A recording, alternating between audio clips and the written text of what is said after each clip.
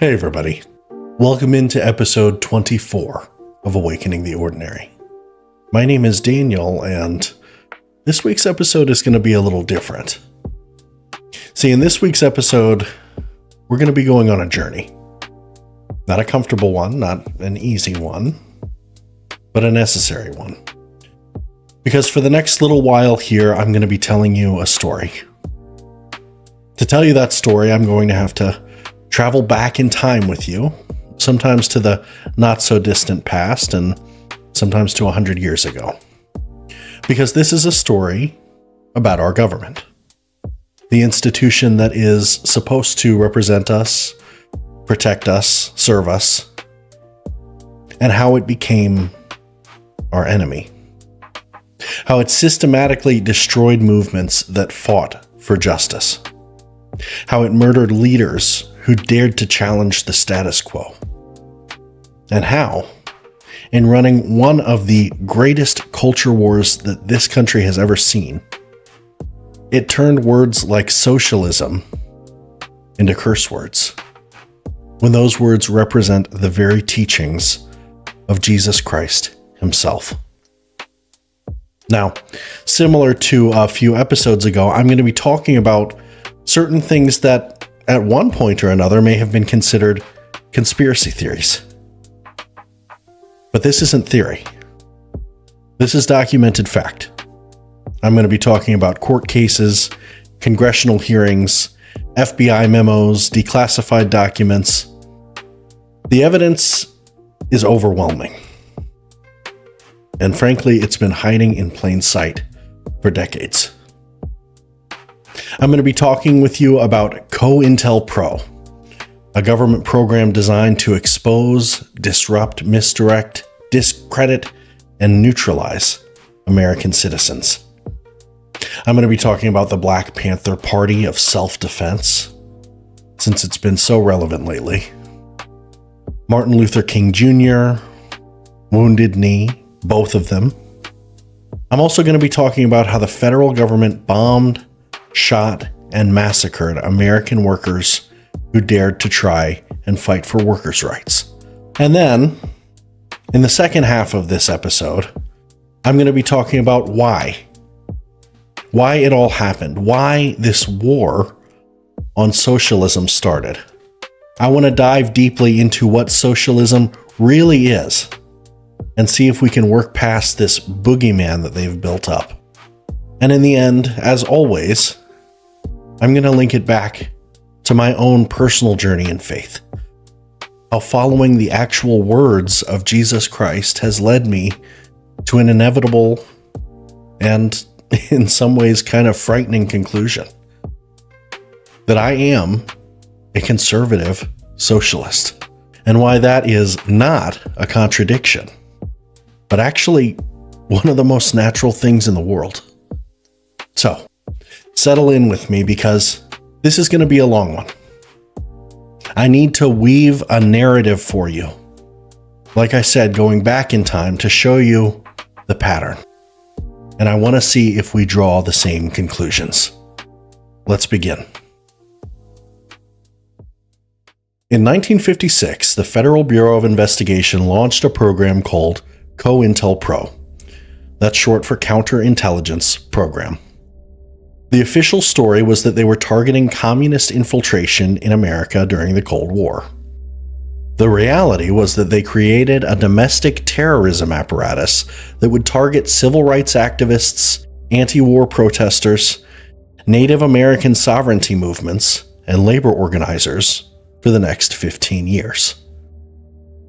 The actual directive from the FBI director, J. Edgar Hoover, ordered agents to expose, disrupt, misdirect, discredit, or otherwise neutralize the activities of these movements, and especially their leaders.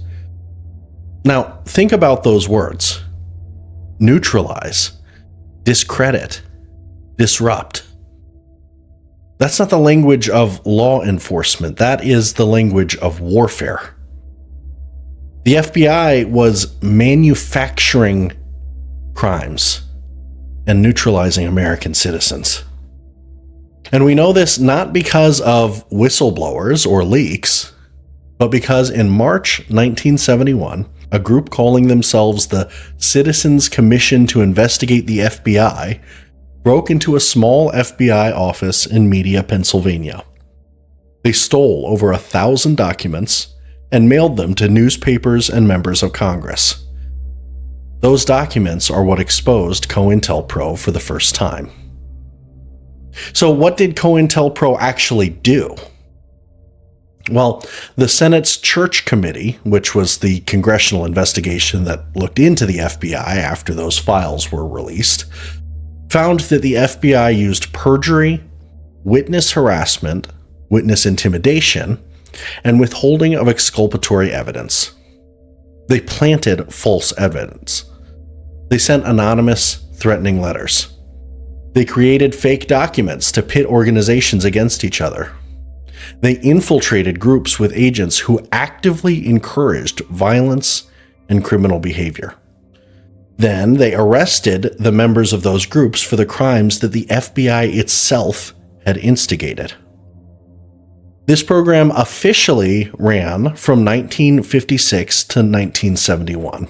But to be completely honest, and this is where the speculation begins, I really don't see why they would bother stopping just because they got caught.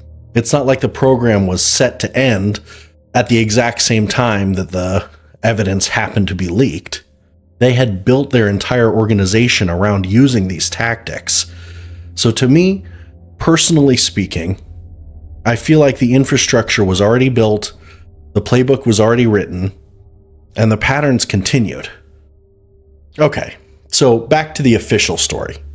Initially, COINTELPRO did target the Communist Party USA, but then it expanded to the Socialist Workers' Party, the Ku Klux Klan, Black liberation movements, Students for a Democratic Society, anti-Vietnam War organizers, Puerto Rican independence groups, the American Indian movement, Latino and Mexican American groups like the Brown Berets. But the primary targets, the ones that J. Edgar Hoover considered the greatest threat to America, were Black civil rights activists and Black nationalist groups. Now, I just want to repeat that in case you didn't hear exactly what I said.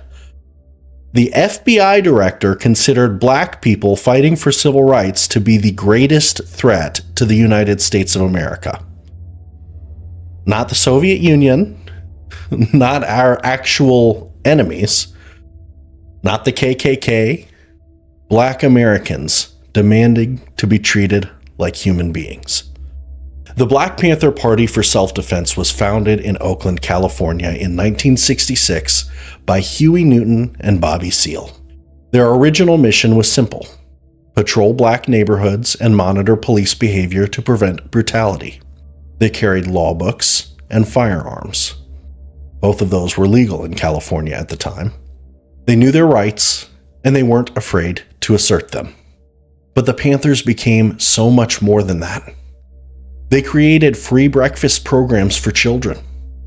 They ran free health clinics. They offered free education programs. They organized community service initiatives that actually helped people. At its peak, the Black Panther Party was feeding tens of thousands of children every single day across the country. So, naturally, J. Edgar Hoover called them the greatest threat to the internal security of the country. Not a threat to public safety, not a threat to law and order, a threat to internal security. Because they were organizing the Black community. Because they were showing that mutual aid between people worked. That communities could take care of themselves. That they didn't have to fit in and bow down to the existing power structures.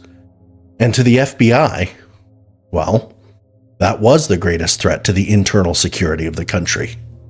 Just 2 years after the Panthers were founded, in 1968, COINTELPRO launched a massive operation to destroy them from the inside out. And I do mean that literally. The FBI didn't just want to arrest Black Panther members. They wanted to obliterate the organization entirely. FBI documents show that they sent fake letters between the Black Panther Party and another Black Power group called the U.S. Organization, trying to instigate violence between them. They created cartoons mocking each group and distributed them as if they came from the rival organization. They spread rumors, they planted news stories, they fabricated evidence. When there was a conflict between the Panthers and the U.S. organization, the FBI actively worked to escalate it. In 1969, the FBI sent a letter to the Los Angeles Black Panther Party office, purportedly from a member of the U.S. organization, claiming that U.S. members were planning to launch an ambush and attack Black Panther leaders. This was active psychological warfare designed to get people killed. And it did. The FBI is suspected to have contributed to violence that resulted in many deaths within the movement. They sowed so much distrust within the Panthers that members began to suspect each other. Paranoia took hold, and the organization fractured. But of course, the FBI didn't stop there. They conspired with local police departments all across California and in other major cities like Philadelphia and Chicago to conduct repeated raids on Black Panther homes. These raids often had little or no evidence whatsoever for any kind of violation of any law. There was no probable cause. They were fishing expeditions, harassment campaigns. They were inflicting psychological warfare and using terror tactics that resulted in deaths. Fred Hampton is a name you should know. Fred Hampton was the chairman of the Illinois chapter of the Black Panther Party. He was 21 years old. He was a gifted organizer who had managed to broker a non-aggression pact between Chicago's most violent street gangs. He was bringing people together, creating what he called a rainbow coalition of poor people across racial lines. Black people, Puerto Ricans, and poor whites, all working together. But the FBI couldn't allow that either. They infiltrated the Chicago Panther movement with a man named William O'Neill. O'Neill eventually became the chief of security for the Illinois chapter. But the entire time he was actually a paid FBI informant. He provided the FBI with detailed floor plans of Fred Hampton's apartment, including the exact location of Hampton's bed. On December 3rd, 1969, O'Neill drugged Fred Hampton with a massive dose of secobarbital, a powerful sedative. He slipped it into Hampton's drink during dinner. In the early morning hours of December 4th, that night, Chicago police raided Hampton's apartment. The police fired somewhere between 82 and 99 shots while Hampton lay unconscious in his bed. People inside the apartment fired 2 shots total. Fred Hampton was shot while he slept. The police then dragged his body into the doorway and shot him twice more in the head at point-blank range. Reportedly, his last words before they killed him were, "You can kill a revolutionary, but you can't kill the revolution." He was 21 years old. Mark Clark, another Black Panther, was also killed in the raid, and 4 others were seriously injured. Later, they investigated, but only because people refused to accept the official story. And afterwards, it revealed that this wasn't just a tragic raid gone wrong. This was a planned assassination. The FBI set it up, and the Chicago Police Department carried it out. Initially, the courts said it was justified. It took years of lawsuits and activism before the truth came out. When civil rights attorneys subpoenaed the FBI's files, shopping carts full of documents were wheeled into the courtroom. Hundreds of volumes. Evidence of a conspiracy that went all the way up through the FBI and the Department of Justice. Eventually, a federal court found that there was substantial evidence of a conspiracy designed to subvert and eliminate the Black Panther Party and its members, thereby suppressing what they called a vital radical black political organization. The court also found evidence of a separate post-raid conspiracy to conceal the FBI's activities and harass any survivors. The FBI didn't just murder Fred Hampton, they tried to cover it up. And they tried to destroy anyone who sought justice for his death. This wasn't an isolated incident. Between 1968 and 1976, it's estimated that COINTELPRO and police working as part of the program killed 28 Black Panther Party members and imprisoned another 750. The FBI's goal, according to their own documents, was to prevent the rise of a black messiah who could unify black nationalist movements. And they succeeded. The Black Panther Party, which had been feeding children and providing health care and organizing communities, was destroyed because they were too effective at building bridges. The FBI even targeted the Panthers Breakfast for Children program. Free breakfast for poor kids was considered a threat that needed to be disrupted. FBI documents explicitly mention wanting to destroy this program. Now, why was that? Maybe because it built community support. Maybe because it showed people that organizing and mutual aid actually worked. And you can't have that. You can't have people realizing that they can take care of each other without the system. Now let's talk about Martin Luther King Jr., the man who's been sanitized into a harmless symbol. The man whose "I have a dream" speech gets quoted by the same politicians who would have hated him when he was alive. The man the FBI called, in their own words, quote, "the most dangerous Negro of the future in this nation from the standpoint of communism, the Negro, and national security." That quote comes from William Sullivan, the FBI's head of domestic intelligence, in a memo written just 2 days after King's March on Washington speech in 1963. 2 days after "I Have a Dream," and the FBI had already decided Martin Luther King Jr. needed to be destroyed. So what made him so dangerous? Was it because he was preaching violence? No. He was committed to nonviolence, even when his own followers questioned whether that strategy was working. Well, was he advocating for the overthrow of the government or something? No. He was asking for basic civil rights. The right to vote, the right to eat at the same lunch counter, the right to not be murdered by police with impunity. So what was it that made Martin Luther King Jr. the most dangerous Negro in America? He was organizing people. He was showing that collective action worked. He was building coalitions across racial lines. The Poor People's Campaign was designed to bring together poor white folks, poor black folks, Native Americans, and Mexican Americans. He was speaking out against the Vietnam War, connecting racism at home to imperialism abroad.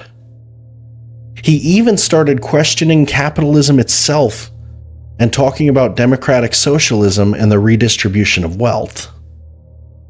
In other words, he was becoming class conscious. And that is a real threat that the FBI would never allow. J. Edgar Hoover, the FBI director at the time, became obsessed with King. With approval from Attorney General Robert Kennedy, the FBI began wiretapping King's phones in October of 1963. They bugged his home, They bugged his office at the Southern Christian Leadership Conference. They bugged his hotel rooms when he traveled. At first, they claimed they were looking for evidence of communist influence. They found none. King wasn't a communist. But they kept surveilling him anyway, because they discovered something they thought they could use. Martin Luther King Jr. was having extramarital affairs. Now, I want to be clear about something here, because people frequently use this to muddy the waters and completely derail the conversation. I'm not really talking about King's personal life here, okay? His failures as a husband or as a partner is really none of my business. That's between him and his family and God. I'm not here to call him a saint, okay? He was absolutely flawed and imperfect. But that's not what this was about. The FBI didn't care about the morality of the situation. They cared about control. They cared about destroying the movement. And they thought they could use his private life to do it. So they compiled tapes of his affairs, and in November of 1964, they sent him a package. The package was sent anonymously to his home address. His wife Coretta opened it first. Inside, there was a tape recording, edited highlights of the FBI's surveillance of Martin Luther King in hotel rooms. And there was a letter. For years, this letter was only available in heavily redacted form. But in 2014, historian Beverly Gage found the uncensored version in the FBI's archives. I highly recommend you check it out entirely for yourself, but I'm going to be mentioning some portions of it. The letter called King a, quote, complete fraud and a liability to all of us Negroes. It said white people had their own frauds, but none near King's equal. It described his affairs in graphic detail, calling his partners, quote, filthy, dirty, evil companions and, quote, evil playmates.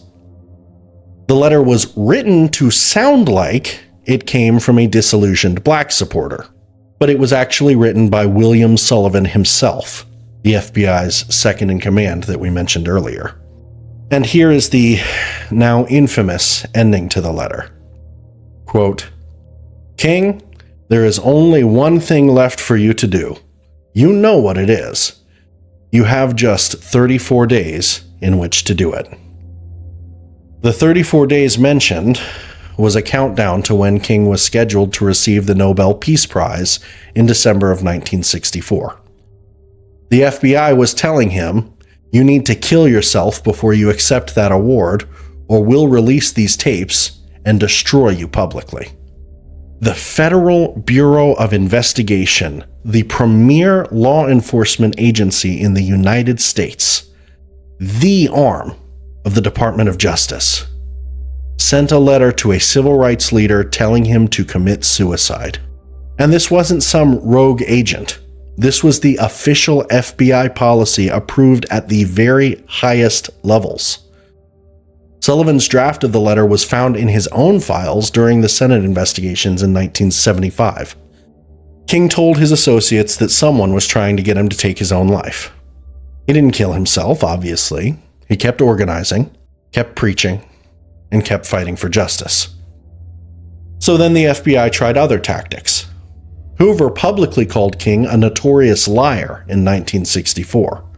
The FBI tried to get friendly reporters to write stories about King's sex life, but in that era, the press still had some standards and wouldn't run them.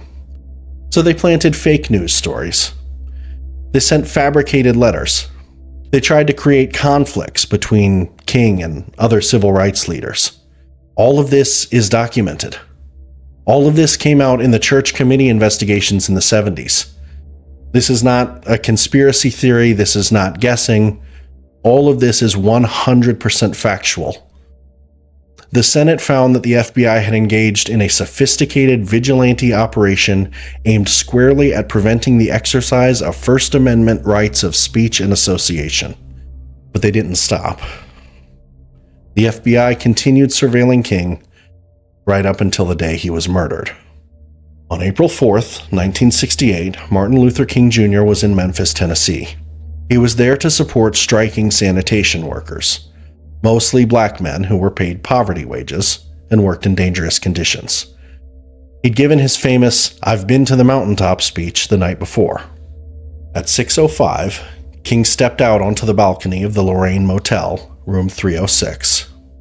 He was shot once. The bullet struck him in the jaw and severed his spinal cord. He was pronounced dead at 7:05 p.m. He was 39 years old. Within hours, the FBI launched what they called the largest investigation in their history. They identified a fugitive named James Earl Ray as the prime suspect. Ray was a white supremacist, a supporter of segregationist George Wallace, an escaped convict with a history of petty crime. He was arrested in London on June 8, 1968. In March 1969, Ray pled guilty to King's murder and was sentenced to 99 years in prison. 3 days later, he recanted his confession. He said his lawyer, Percy Foreman, had coerced him into pleading guilty. He claimed he'd been set up.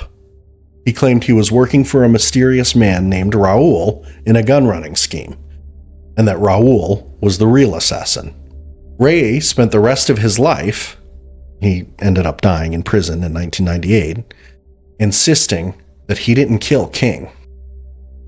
And this is where it gets a little complicated.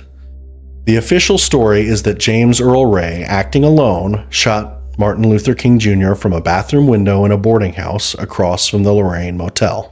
The rifle he allegedly used was found nearby with his fingerprints on it.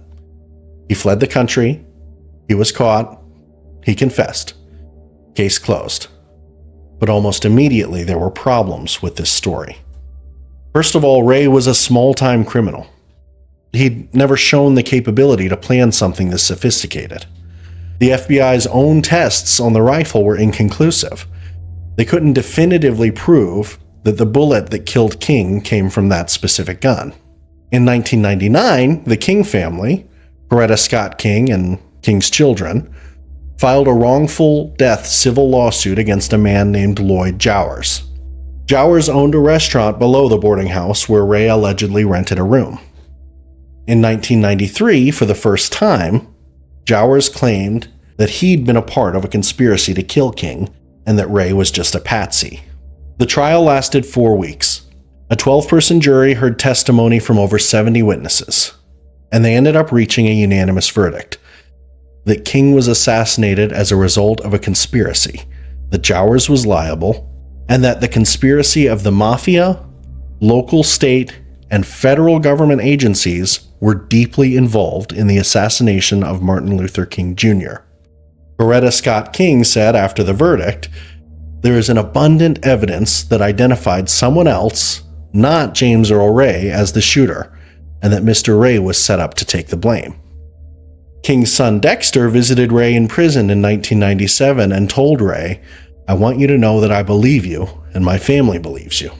Now, in the interest of full disclosure and honesty, this was a civil trial, not a criminal trial, so the standard of evidence is lower. Instead of beyond a reasonable doubt, you just have to prove that something was more likely than not. Jowers himself never ended up testifying, and his attorney really didn't put up any kind of a defense. The government agencies that allegedly were involved weren't defendants, so they couldn't defend themselves really in the trial at all. In 2000, the Department of Justice investigated these claims and concluded that there was no credible evidence of a conspiracy. They said Jowers had contradicted himself multiple times and that he seemed motivated by money because he was hoping to sell his story. But what we do know for sure is that the King family, the people who knew him best and loved him most, believe to this day that he was killed by a conspiracy involving government agencies. Coretta King believed it until her death in 2006, and his children still do believe it. We know for sure that the FBI did spend years trying to destroy King. We know they wanted him dead. They asked him to kill himself. We know they had the motive. We know local police departments across the country were working with the FBI through COINTELPRO. The House Select Committee on Assassinations investigated in the late 1970s. They concluded that while Ray likely fired the shot, there was a likelihood of conspiracy in the assassination of Dr. King. They couldn't prove it definitively, but they believed there were probably others involved. Did the FBI have Martin Luther King Jr. killed? I can't say for sure. Nobody really knows other than those who were involved. But I do know that the same government that sent King a letter telling him to kill himself, that surveilled him illegally for years, that tried to destroy his reputation, that called him the most dangerous man in America, well, that same government investigated his murder and told us that they had nothing to do with it. So, do with that information what you will. But what is for sure is this. Martin Luther King Jr. was targeted, harassed, surveilled, and terrorized by his own government for years before he was killed. Whether or not they pulled the trigger, they certainly created the conditions. They painted the target on his back. They told America that he was dangerous, subversive, and a threat to national security. Because he wanted black people to have the right to vote. Because he wanted poor people to have economic dignity. For preaching that we should love our neighbors and take care of each other. And really, that's what made him dangerous.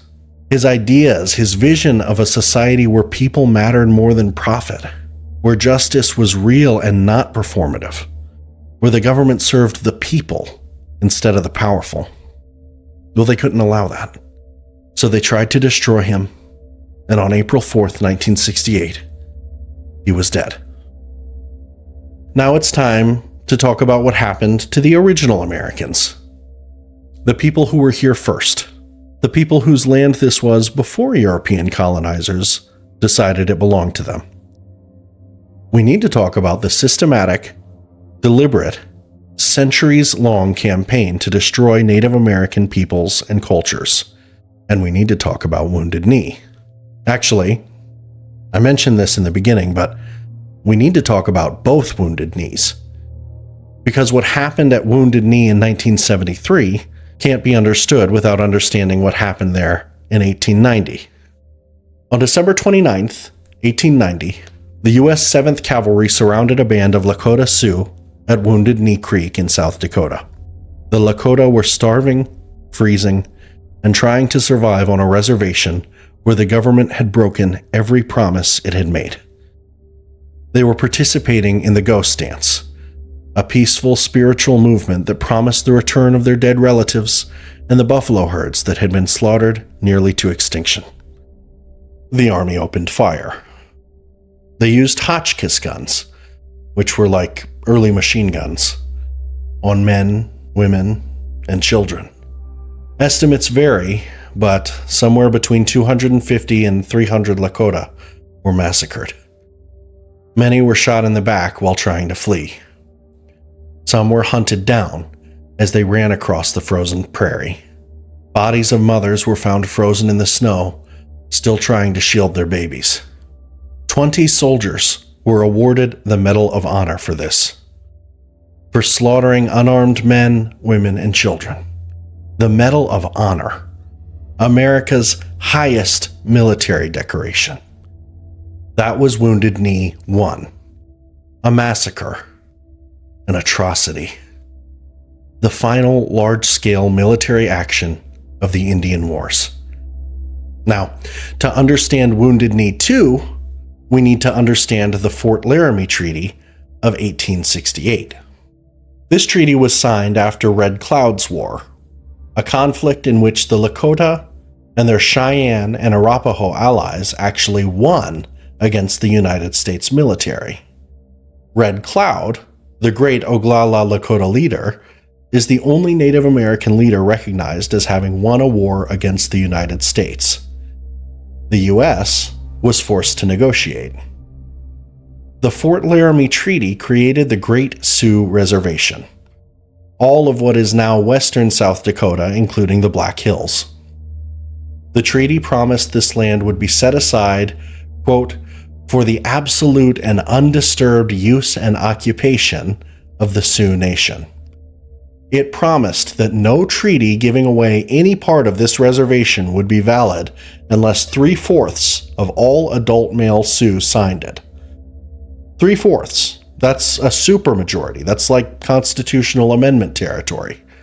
The treaty basically made it impossible for the government to take this land without genuine, overwhelming consent from the Sioux people. For a few years, there was relative peace. The government had promised to protect Sioux lands from white settlers. They promised to provide rations and supplies. They promised to honor the boundaries of the reservation. Then, in 1874, Lieutenant Colonel George Armstrong Custer, which, yes, that's the same Custer, led an expedition into the Black Hills. This was in direct violation of the 1868 treaty. The Sioux had not given permission for this expedition. Custer was trespassing on reservation land with over 1,000 soldiers.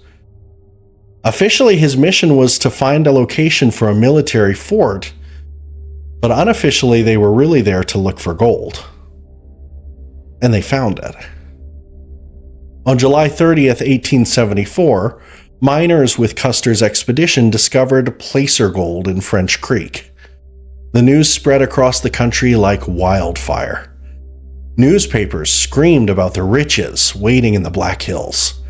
Thousands of prospectors flooded into Sioux territory in direct violation of the treaty the United States had just signed 6 years earlier. The Army made half-hearted attempts to keep miners out, but President Ulysses S. Grant, the same man who led the Union Army to victory in the Civil War, refused to enforce the treaty. Instead, he offered to buy the Black Hills from the Sioux. The Sioux refused. The Black Hills, known as Pahasapa in Lakota, are sacred. They're the center of the Lakota universe. They're where Lakota people go to pray, to seek visions, to connect with the spiritual world. So they couldn't. They couldn't sell their church. They couldn't sell their soul. But the government decided to take it anyway. In 1876, Congress passed the Sioux Appropriation Bill. Essentially, it said, either sell us the Black Hills and your hunting rights in unceded territories, or we'll cut off all of your food and supplies forever. Sign away your sacred lands, or we will starve you to death. Hungry, malnourished, and facing the prospect of watching their children die of starvation, many Sioux signed. But at the end of the day, only about 10% of adult male Sioux signed, not the 75% required by the 1868 treaty. The United States government knew this. They knew they were violating the treaty, and they did it anyway. In 1877, Congress passed an act implementing this agreement and taking the Black Hills. One government official at the time, Henry Whipple, who had been appointed by the government itself to negotiate with the Sioux, said, "I know of no other instance in history where a great nation has so shamefully violated its oath." That was the government official saying that, not a member of the Lakota. The government official was saying that we were stealing the land. He was ashamed of it. And so what did the Lakota get in return for their sacred Black Hills? For millions of acres of land guaranteed by a treaty? Subsistence rations. For as long as they would be needed. In other words, we're taking your land, we're taking your ability to hunt and feed yourselves, and in exchange, we'll give you just enough food to not quite starve to death. Maybe. As long as it's not a burden. That's not an agreement. I mean, this was extortion. This was theft at gunpoint. This was our nation using its military might to rob people of everything they had, and then calling it a treaty to make it legal. For over a century, the Lakota fought this in the courts. In 1980, the United States Supreme Court finally ruled on the case, United States versus Sioux Nation of Indians. The court's decision was clear. The United States had illegally taken the Black Hills in violation of the Fort Laramie Treaty. The government owed the Sioux Nation compensation. The court awarded $15.5 million for the 1877 market value of the land, plus 103 years of interest at 5%. With interest, it came to over $105 million. The Lakota Nation refused the money. They still refuse it today. As of 2011, with compounding interest, that money grew to over $1 billion. It still sits in the U.S. Treasury unclaimed. Because, the Lakota say, the Black Hills are not for sale. They were stolen, and the Lakota want them back. Now, I want you to really think about that for a second, because there's over $1 billion sitting there in an account available, and the Lakota won't touch it, because accepting it would mean giving up on their claim to their land. Because these people believe that some things matter more than money. But remember, we're talking about this in relation to Wounded Knee. And that's the context for Wounded Knee 2. A century of broken promises. A century of theft. A century of the United States government treating treaties with Native nations like they were suggestions and not binding legal agreements. Fast forward to the 1970s. Conditions on the Pine Ridge Reservation in South Dakota were catastrophic. Pine Ridge was, and still is, one of the poorest communities in the United States. Life expectancy was among the lowest in the nation.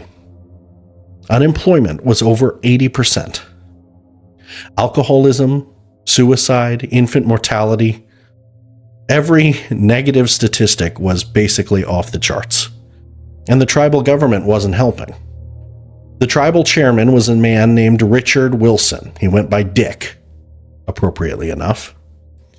He was widely accused of corruption, nepotism, and violent suppression of his political opponents. He created what critics called a goon squad, and officially they were actually called the Guardians of the Oglala Nation, or Goon, a tribal police force funded by the federal government that basically terrorized anybody who opposed Dick's administration. The Oglala Sioux Civil Rights Organization tried to impeach Wilson in February 1973. They accused him of corruption, abuse of power, and violence against opponents. But Wilson acted as his own lawyer, appointed the judge, and manipulated the tribal council. The impeachment failed. Desperate, traditional Lakota elders reached out to the American Indian Movement, also called AIM, for help.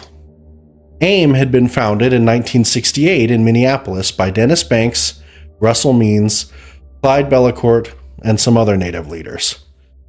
It started as a patrol to monitor police brutality against Native Americans in urban areas. Does that sound familiar? It was basically the same concept as the Black Panther Self-Defense Party. Same response to the same problem. Police treating marginalized communities like enemy territory. AIM had already made headlines. They had occupied Alcatraz Island from 1969 to 1971, claiming it under a treaty provision that granted Native peoples unused federal land. They'd occupied the Bureau of Indian Affairs headquarters in Washington, D.C. in November of 1972 to protest the government's broken treaty promises. And now they were being asked to come to Pine Ridge. On February 27, 1973, somewhere between 200 and 250 Oglala, Lakota, and AIM members, including elders, women, and children, occupied the hamlet of Wounded Knee. They chose Wounded Knee deliberately, the site of the 1890 massacre, sacred ground, a place that symbolized everything that had been done to Native peoples. They made their stand there. They had 4 clear demands. Remove Dick Wilson from office. Investigate corruption on the Pine Ridge Reservation. Investigate the Bureau of Indian Affairs and its treatment of Native Americans across the country. And most importantly, reopened treaty negotiations and forced the federal government to honor its commitment to Native nations. Within hours, U.S. Marshals, FBI agents, Wilson's tribal police, and other law enforcement surrounded Wounded Knee. They set up roadblocks. They brought in armored personnel carriers. They brought in military weapons. For 71 days, federal forces laid siege to Wounded Knee. The United States government surrounding American citizens, including elderly and children, with military force on American soil for the crime of demanding that the government honor its own treaties. AIM leaders Russell Means and Dennis Banks used the media brilliantly. They held press conferences. They got national and international attention. Marlon Brando famously refused his Academy Award for The Godfather in 1973 and sent Apache actress Sacheen Littlefeather to the Oscars to explain why. He was protesting the treatment of Native Americans by the film industry and the, quote, recent happenings at Wounded Knee. The whole world was watching. Firefights periodically broke out. Both sides exchanged gunfire throughout the occupation. Periodically, firefights broke out. Both sides exchanged gunfire throughout the occupation. The federal forces used .50 caliber machine guns, M16 rifles, grenade launchers, and armored vehicles. The occupiers inside Wounded Knee had hunting rifles and whatever weapons they'd brought with them. Supplying food for several hundred people under siege was a constant problem. Supporters tried to airlift food in. Some supplies were smuggled through police lines. The occupiers rustled cattle from local ranches for meat. On March 11, 1973, the occupiers declared their independence as the Oglala Sioux Nation, defining their boundaries according to the Fort Laramie Treaty of 1868. They were saying, "This is our land. This has been our land. And this always will be our land. And we're done asking permission to exist on it." The government considered a full military assault. Plans were actually drawn up, and at one point there were serious discussions about sending in troops to forcibly remove the occupiers. But the optics were terrible. The whole world was watching. How would it look for the United States to massacre Native Americans at Wounded Knee again? And so they negotiated, and they tried to stall it out, and they negotiated some more. On April 5th, an initial agreement was reached. AIM leaders would be allowed to travel to Washington, D.C. to present their grievances. The federal government would investigate Wilson's administration. But the discussions fell apart. The occupation continued. 2 Native American men were killed during the siege. Frank Clearwater, a Cherokee from North Carolina, was shot in the head by a government sniper on April 17th and died a week later. Lawrence Buddy Lamont, an Oglala Lakota from Pine Ridge, was shot and killed on April 26th. A U.S. Marshal was shot and paralyzed. There were other casualties too. A black civil rights activist named Ray Robinson went to Wounded Knee to support the occupation. He disappeared during the siege. His body was never found. In 2014, the FBI confirmed that Robinson had been killed and buried on the reservation in April 1973. Some believe that he was actually killed by AIM members who thought, based on FBI misinformation, that he was a spy. The FBI had infiltrated AIM just like they had infiltrated the Black Panthers. They spread rumors and created distrust, and yes, people died from it. On May 8, 1973, after 71 days, the occupation ended. The occupiers surrendered their weapons. White House officials promised to investigate their complaints. Russell Means and Dennis Banks were arrested and charged with multiple felonies. But in September 1973, a federal judge dismissed all charges against them. Why? Because of the U.S. government's unlawful handling of witnesses and evidence. The government had lied, fabricated evidence, coerced witnesses, and used all of the same tactics that they had used against the Black Panthers, the same exact playbook. But the violence on Pine Ridge didn't end.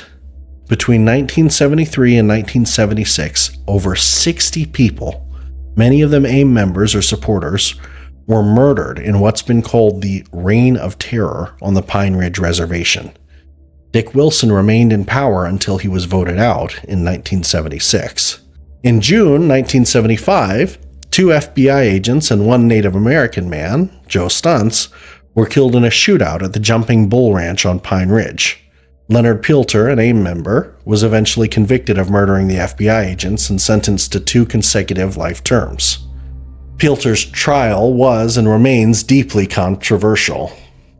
His defenders argue that the evidence against him was falsified, that witnesses were coerced, that the government was determined to destroy AIM and didn't care who they had to frame to do it. Pilter is now in his 80s. He's been in prison since 1977. He still maintains his innocence. International human rights organizations, including Amnesty International, have called for his release. And whatever ended up happening with the occupiers' demands and the investigations that the government promised to conduct? Well, like I said, Wilson was voted out, but he wasn't removed by the government. The investigation into corruption went absolutely nowhere. Treaty negotiations were never reopened. The federal government made exactly 0 meaningful changes.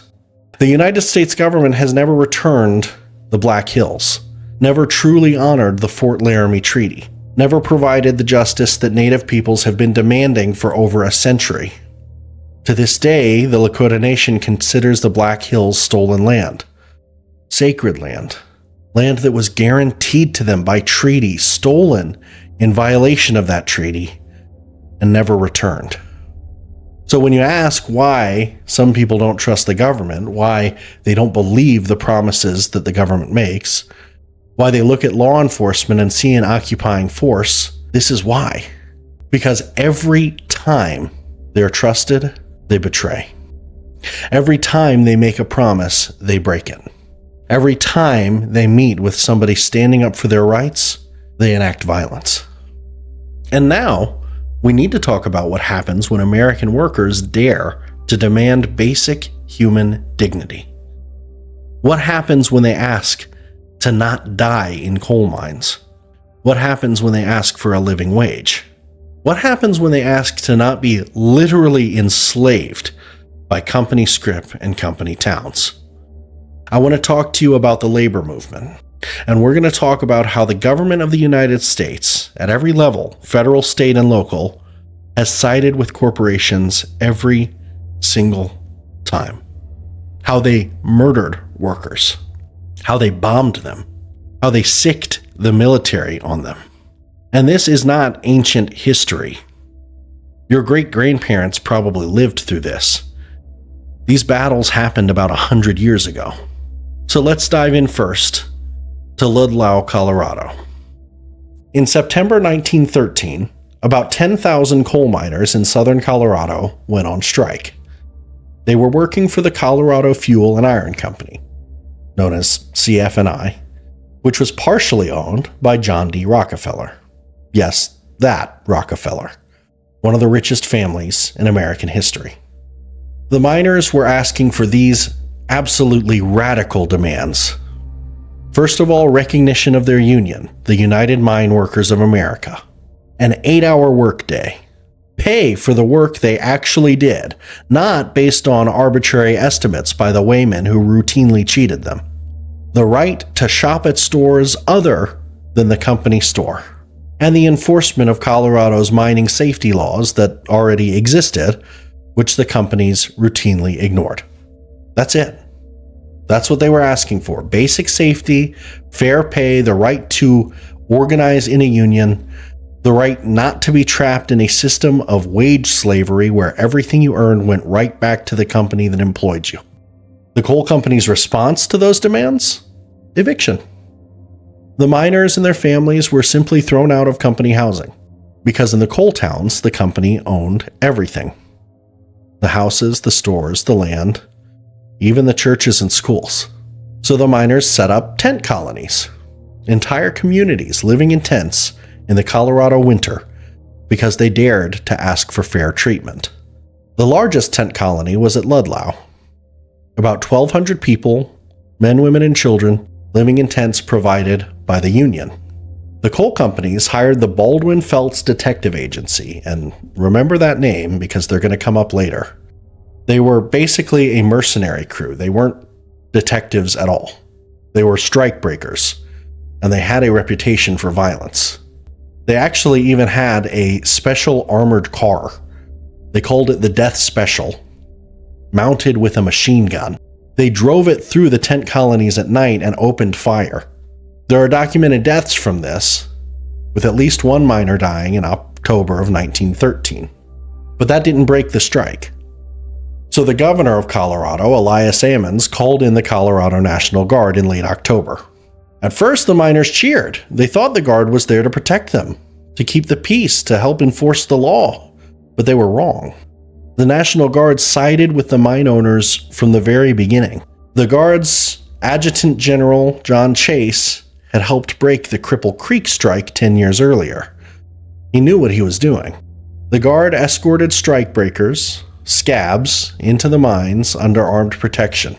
They harassed the strikers.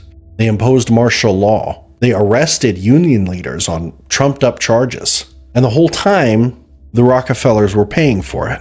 When the state ran out of money to maintain the National Guard, the coal companies, CF&I specifically, kept paying the National Guard's wages. Think about that. A private corporation was funding what was supposed to be a neutral state military force. The National Guard, in a literal sense, became a private army for the coal companies. By April 1914, most of the Guard had been withdrawn to save money. The companies formed a new unit called Troop A. It consisted almost entirely of mine guards and Baldwin Felts agents, but they wore National Guard uniforms. They were deputized and given the authority of the state and armed with state weapons. On April 19, 1914, the tent colony at Ludlow celebrated Greek Orthodox Easter. On the morning of April 20th, 1914, 3 National Guardsmen approached the camp demanding the release of a man they claimed was being held against his will. The camp's leader was a man named Louis Tikas, a Greek immigrant and union organizer. He went to meet with the Guard commander, Major Patrick Hamrock, at the train station in Ludlow Village, about half a mile away. Nobody knows exactly what triggered what happened next. Some accounts say that machine gun fire came from the Guard's position on a hill overlooking the camp. Some say a shot was fired from the camp itself, but I guess it doesn't really matter. What matters is what happened afterwards. The National Guard opened fire on the tent colony with machine guns. The miners fired back with whatever weapons they had, hunting rifles, pistols, but they were outgunned. The Guard had Hotchkiss machine guns and superior positioning on the surrounding hills. The battle lasted for 14 hours. The women and children, hiding from the bullets, took shelter in pits they'd dug beneath the tents. They had been dug specifically to protect families from the sniper fire that had been plaguing the colony for months. At some point during the battle, Louis Tikas was captured by the Guard. Witnesses say he was beaten. Then he and 2 other miners were shot and killed. The official story said that they were killed in the crossfire, but eyewitnesses say that they were executed. As evening approached, the miners started running out of ammunition. Then the National Guard moved down from the hills. They soaked the tents in kerosene, and they set the colony on fire. Families fled into the darkness, into the surrounding hills as bullets chased them and flames consumed everything that they owned. The next morning, on April 21st, a telephone lineman named Hank Snyder was walking through the ruins of the camp. He lifted an iron cot that was covering one of the pits beneath a tent. Inside, he found the charred remains of women and children. They'd taken shelter from the gunfire. They'd hidden in the pit like they'd done before. And when the Guards set the tent on fire, they'd been trapped. The pit became known as the Death Pit. The entire event became known as the Ludlow Massacre. In total, at least 21 people died on April 20th, 1914. Some reports put the total death toll from that day as high as 25. When news of the massacre spread, the miners across Colorado rose up in a righteous fury. For 10 days, armed miners attacked mine after mine. They drove off or killed the National Guard. They set buildings on fire. They fought pitched battles across a 225-mile front against the National Guard. It's estimated that anywhere from 50 to 100 more people died in those 10 days of fighting. The violence only ended when President Wilson sent in federal troops on April 29th. The federal soldiers, unlike the National Guard, were actually impartial. They disarmed both sides, but the damage was done. The strike ended in December of 1914. The miners got nothing. No union recognition, no improved conditions, and many of them were blacklisted and never able to work in Colorado coal mines again. 408 strikers were arrested. 332 were indicted for murder. The trials dragged on until 1920, but not a single one was convicted. 12 National Guardsmen were court-martialed. All 12 were exonerated. Not one person, not one National Guardsman, not one mine guard, not one coal company executive was held accountable for burning women and children alive in a pit. John D. Rockefeller testified before Congress, and he said that the miners had brought it on themselves. He said the mine operators were heroes for standing up against lawless union violence. He never faced charges either. Never spent a day in jail, and never paid any kind of a meaningful penalty. And do you know what he did after Ludlow? He created a company union, a fake union, to give the appearance of worker representation while maintaining complete control over that same union. Other corporations then copied his model, and it became a standard tactic for union busting for decades. Ludlow was, in the words of historian Howard Zinn, the culminating act of perhaps the most violent struggle between corporate power and laboring men in American history. But it wasn't the end. 7 years later, in West Virginia, the coal miners tried again. If you think working conditions in Colorado were bad, West Virginia was worse. The coal towns in southern West Virginia, in Logan County, Mingo County, McDowell County, operated under what can only be described as corporate feudalism. The coal companies owned everything. This is a familiar story by now, but the houses the miners lived in, the stores where they shopped, the schools their children attended, the churches where they prayed, were all owned by the company. Miners were paid in company scrip, fake money that could only be spent at company stores, where prices were inflated and controlled to the corporation's content. A miner could work himself to death and still end up in debt to the company. It was designed that way. Debt was control. Safety conditions were abysmal and, frankly, non-existent. In 1907, an explosion at a mine in Monongah, West Virginia, killed 362 miners, the deadliest mining disaster in American history. The companies did the bare minimum to improve safety, because dead miners were cheaper to replace than safety equipment was to install. The companies forced workers to sign yellow dog contracts, agreements that they wouldn't join a union. If you refused to sign, you didn't get hired. If you tried to organize, you got fired and evicted and blacklisted. The coal companies hired, wait for it, any guesses? The Baldwin-Felts Detective Agency. Yes, the same guys who enacted terror on Ludlow, Colorado, to enforce their will. The United Mine Workers of America had been trying to organize West Virginia for years. In May of 1920, miners in Mingo County went on strike. The Baldwin-Felts agents started evicting striking families from company housing at gunpoint.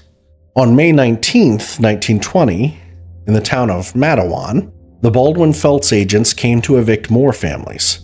But Mattawan had something most coal towns didn't: a police chief who was sympathetic to the miners. His name was Sid Hatfield. When the Baldwin-Felts agents finished evicting families and tried to leave town, Hatfield confronted them. He told them he had warrants for their arrest. An argument broke out and somebody drew a gun. Gunfire erupted in the streets, and when the smoke cleared, 7 Baldwin-Felts agents were dead. 2 miners were dead, and the mayor of Mattawan was dead. This became known as the Mattawan Massacre, although massacre is probably the wrong word. It was a genuine gunfight, and the Baldwin-Felts agents were armed and aggressive. But it made Sid Hatfield a hero to the miners. He'd stood up to the company thugs. He'd protected the workers. In response, Governor Ephraim Morgan declared martial law in Mingo County. But just like in Ludlow, martial law was only enforced against the miners. Union activists were jailed without trial. Miners' families were assaulted in their camps. The Baldwin-Felts agents who'd started the violence faced no consequences. Hatfield stood trial for the Mattawan shootings, but he was acquitted because it was clearly self-defense. The coal companies wouldn't rest at that, though. They wanted revenge. On August 1st, 1921, Sid Hatfield traveled to McDowell County to stand trial on other charges, trumped-up charges about dynamiting a coal tipple. He brought his friend Ed Chambers and both of their wives. As they walked up the courthouse steps, Baldwin-Felts agents ambushed them. They shot Sid Hatfield and Ed Chambers in broad daylight in front of their wives on the steps of a courthouse. Then, as Chambers lay wounded on the ground, one of the agents walked over and shot him in the back of the head. Hatfield's and Chambers' bodies were returned to Mattawan. The word spread through the coal camps. The company had murdered Sid Hatfield, and the miners had had enough. Within days, thousands of armed miners began gathering near Charleston, the state capital. They came from all over southern West Virginia. Many were recent World War I veterans. They brought their military-issued rifles. They wore red bandanas around their necks to identify themselves. This is where the term redneck as a badge of working-class pride comes from. By late August 1921, between 10 and 15,000 armed coal miners had assembled. They called themselves the Redneck Army. Their goals were clear: march to Mingo County, free the Union miners who'd been jailed without trial, end martial law, organize the southern coal fields, and deal with Sheriff Don Chafin. Don Chafin was the sheriff of Logan County, the county they'd have to pass through to get to Mingo. Chafin was completely in the pockets of the coal companies. They literally paid his salary. He'd built a network of informants and enforcers to keep unions out of Logan County. He was brutal, corrupt, and effective. When Chafin heard the miners were marching, he assembled his own army. 3,000 deputies, state police, and private mine guards. He positioned them along Blair Mountain, a ridgeline that stood between the miners and Mingo County. He set up machine gun nests. He dug trenches. He prepared for war. The United Mine Workers leaders, Frank Keeney and Fred Mooney, tried to call off the march. They met with General Harry Bandholtz from the War Department, who warned them that the violence would destroy the Union. They tried to convince the miners to go home. But on August 24th, 2 miners were killed in a skirmish with Chafin's forces. The miners wouldn't back down now. On August 28th, they massed at the Logan County line and began their march. What happened next was the largest armed insurrection in the United States since the Civil War. This is possibly the largest labor uprising in the entire world history. For 5 days, 10,000 miners fought 3,000 deputies and mine guards in a pitched battle across Blair Mountain. It was literally organized warfare. Many of the miners were World War I veterans, so they knew tactics. They used cover. They attempted flanking maneuvers. They fought like soldiers, because many of them were soldiers. Machine guns chattered, rifles cracked. Explosions echoed across the mountains. It's estimated that 1 million rounds were fired during the battle. President Warren Harding watched the situation deteriorate. On September 1st, Army reconnaissance planes began flying over Blair Mountain. On September 2nd, Harding sent in federal troops, over 2,100 soldiers. And just like at Ludlow, just like in so many labor struggles, the miners wouldn't fight the federal government. Many of them were veterans. They'd served their country. They weren't rebels against the United States. They were workers fighting for their rights against corporations and corrupt local governments. So when the federal troops arrived, the miners laid down their weapons. Bill Blizzard, one of the UMW leaders, negotiated a ceasefire. The Redneck Army withdrew from the battlefield. Somewhere between 20 to 100 people were killed during the Battle of Blair Mountain. The exact number will probably never be known. The coal companies controlled the area. They controlled the information. They buried the truth and the bodies. 925 miners were charged with murder, conspiracy to commit murder, accessory to murder, and treason against the state of West Virginia. Treason for fighting for their right to unionize. Many were acquitted. Some spent years in prison. Bill Blizzard was tried for treason and acquitted by a jury. Sheriff Don Chafin was never charged with anything. Neither were the coal company executives. In fact, coal company lawyers led the prosecution against the miners. The state of West Virginia got billed for their services. The Battle of Blair Mountain was a catastrophic defeat for the United Mine Workers. Membership plummeted.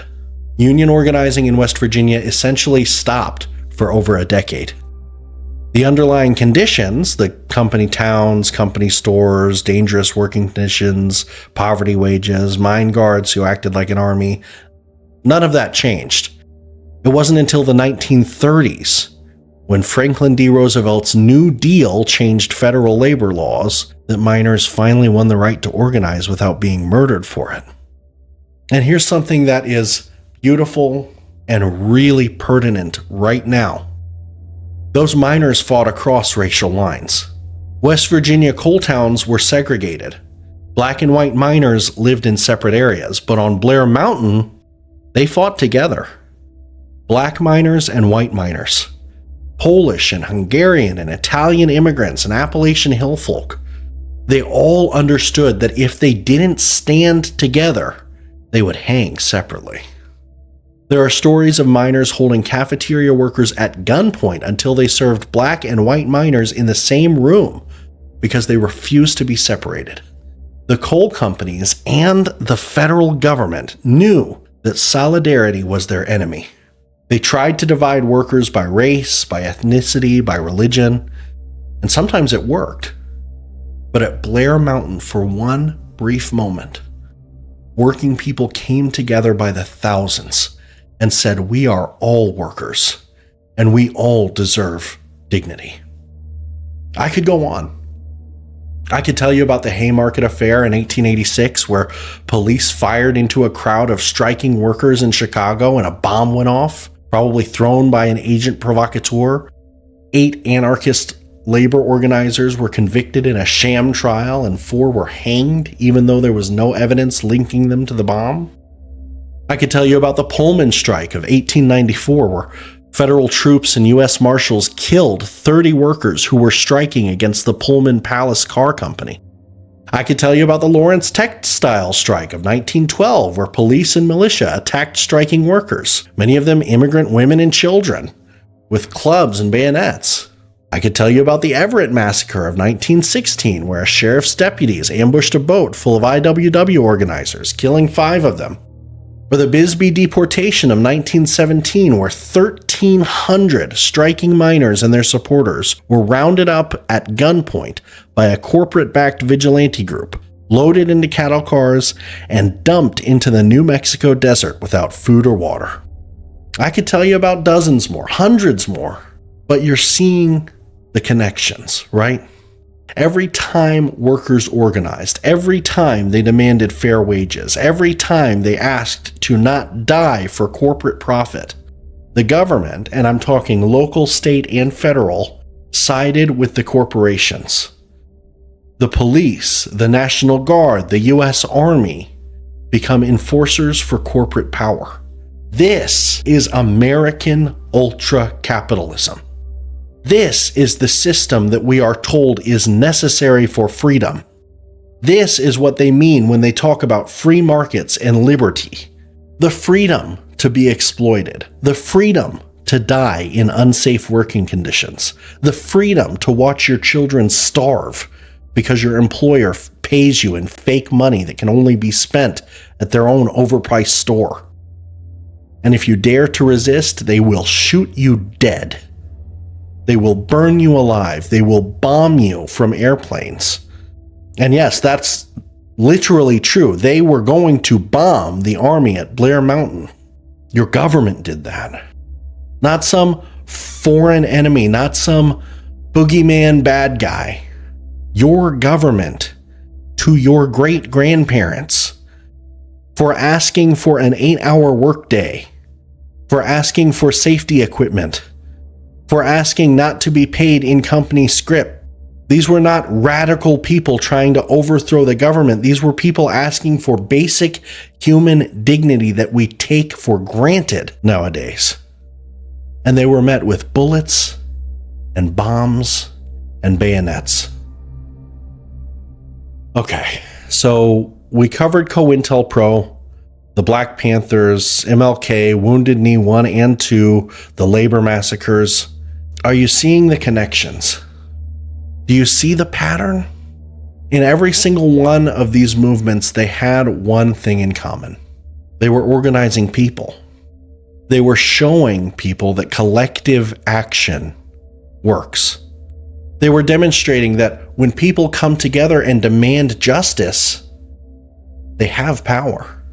The Black Panthers weren't just talking about black liberation. They were feeding children breakfast, running health clinics, teaching people that communities could take care of themselves. Martin Luther King Jr. wasn't just fighting for civil rights, he was building a poor people's campaign that united people of all colors behind one class struggle, talking about democratic socialism and guaranteed income. The labor movement wasn't just fighting for better wages, they were showing workers that their labor had value, that you deserve dignity, and that your bosses need you much more than you need your bosses. The American Indian movement wasn't just protesting, they were asserting their sovereignty. They were trying to reclaim their identity that the government had stolen. They were trying to demand that the government honor its own treaties and recognize Native nations as equals. All of these movements threatened the same thing: the existing power structure. Because when people organize and when we realize our collective power, when we understand that the system is designed to keep us divided, that's when we become dangerous to the people who benefit from that system. And so now I want to circle back to something that I talked about at the very beginning of this episode. Because there is one ideology in particular that says that workers should control the means of production. One ideology that says that wealth should be distributed based on need. One that says communities should have power over their own lives instead of being ruled by distant corporations and corrupt politicians. And that's socialism. That dirty, dirty word, socialism.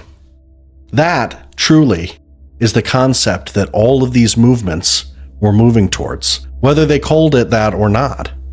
The Black Panthers Self-Defense Party breakfast program, that's mutual aid. That's socialist organizing. Martin Luther King Jr.'s Poor People's Campaign is class consciousness. That's socialist analysis.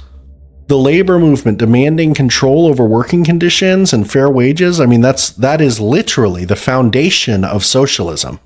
Native sovereignty movements asserting communal land ownership and collective decision-making, that's indigenous socialist principles that predate Marx by thousands of years. So the powers that be, the corporations, the wealthy elite, the politicians that they own, they needed to destroy these movements.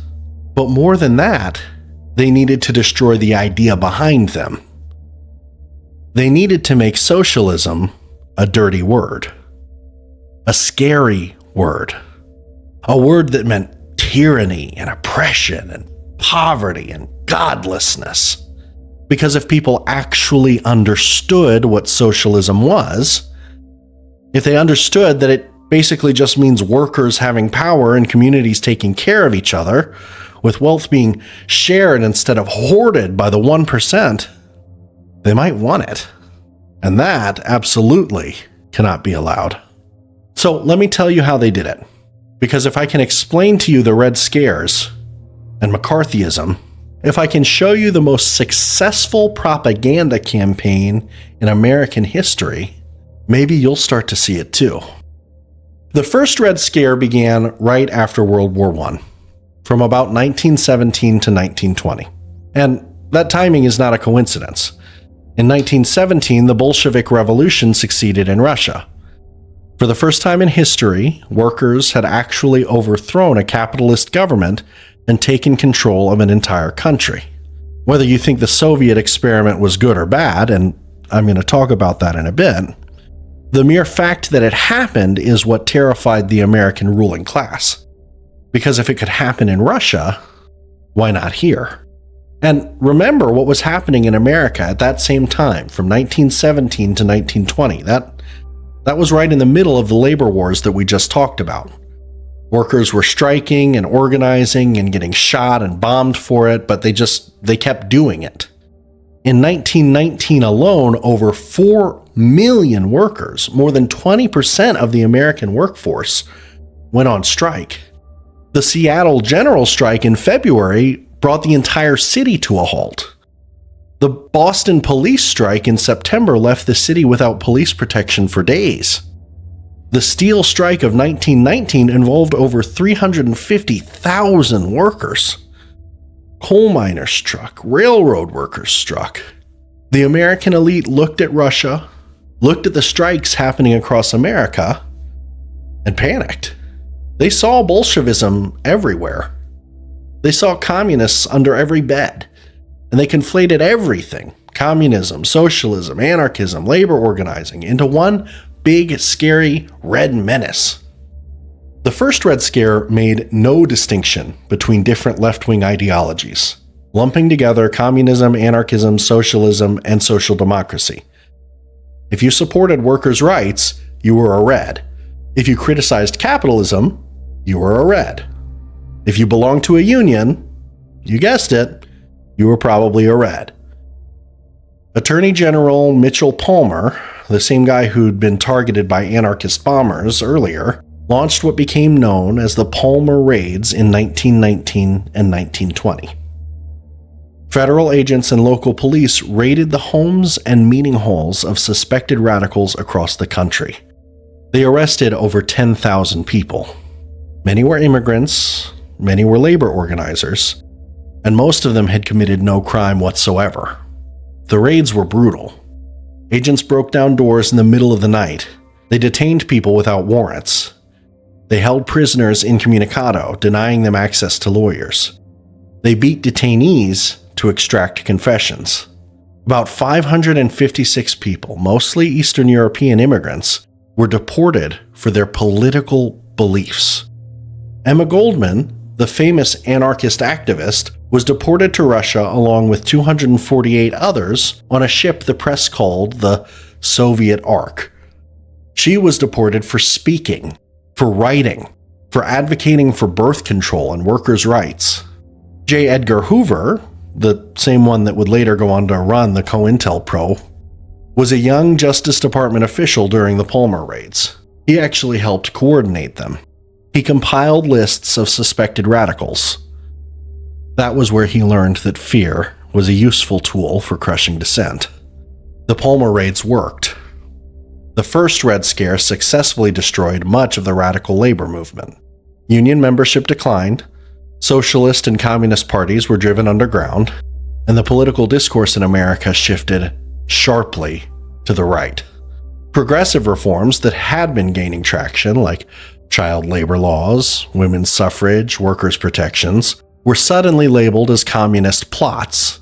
Conservative politicians routinely called progressive reforms like child labor laws and women's suffrage communist or red plots, attempting to stoke fear against such changes. Child labor laws. The idea that maybe we shouldn't force 10-year-olds to work in coal mines. That was called communism. By the early 1920s, the Red Scare had died down. The American Communist Party still existed, but it was small and infiltrated by FBI informants and basically completely ineffective. The threat, to the extent that there ever was one, was neutralized. But now the playbook had been written. Fear of communism, socialism, and radicalism could be weaponized to crush any movement that challenged corporate power. And 30 years later, they'd do it again, but this time bigger, better, and even more devastating. After World War II, the United States and the Soviet Union emerged as the two superpowers. Wartime allies became Cold War enemies almost overnight. The Soviets had installed communist governments across Eastern Europe. China fell to Mao Zedong's Communist Party in 1949. The Soviets tested their first atomic bomb in 1949, years earlier than American intelligence had predicted. The Korean War broke out in 1950. To the American public, it looked like communism was spreading everywhere, unstoppable. And there was some genuine Soviet espionage happening in the United States. The Soviets did run intelligence operations.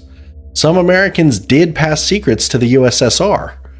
The Rosenbergs, Julius and Ethel, were executed in 1953 for passing atomic secrets to the Soviets. Klaus Fuchs, a British physicist who worked on the Manhattan Project, confessed to espionage.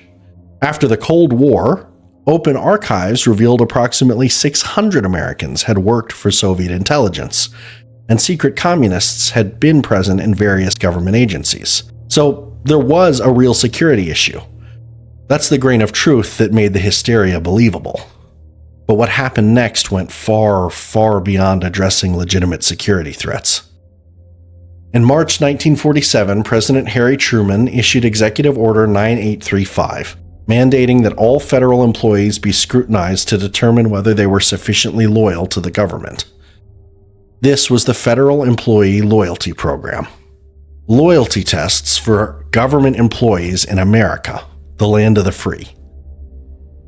Over the next few years, millions of federal employees were investigated.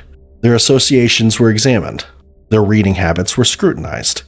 Their friends and families were questioned. Thousands were fired.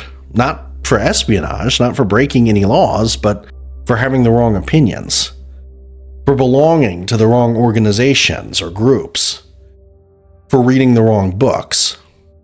The House Un-American Activities Committee, HUAC, had been around since 1938, but it became a juggernaut in the late 1940s and 1950s. HUAC hauled people before Congress to testify about their political beliefs and associations. HUAC interrogations often began with the intimidating question, "Are you now or have you ever been a member of the Communist Party?" If you refused to answer, you could be held in contempt of Congress. If you admitted past membership, you'd be pressured to name names, to rat out everyone you'd ever known who might have had communist sympathies. If you did name names, well, congratulations. You just destroyed people's lives to save your own skin. Hollywood was devastated. The Hollywood 10, screenwriters and directors who refused to cooperate in 1947, were blacklisted. They couldn't work in the film industry for years, some for decades. Hundreds more were added to the blacklist. Actors, writers, directors, musicians. If you were accused, just accused, mind you, no proof required, of communist sympathies, you were done. You couldn't get work. Your career was over. This was the Spanish Inquisition. Witch hunts all over again. Dalton Trumbo, one of the Hollywood 10, was imprisoned for contempt of Congress.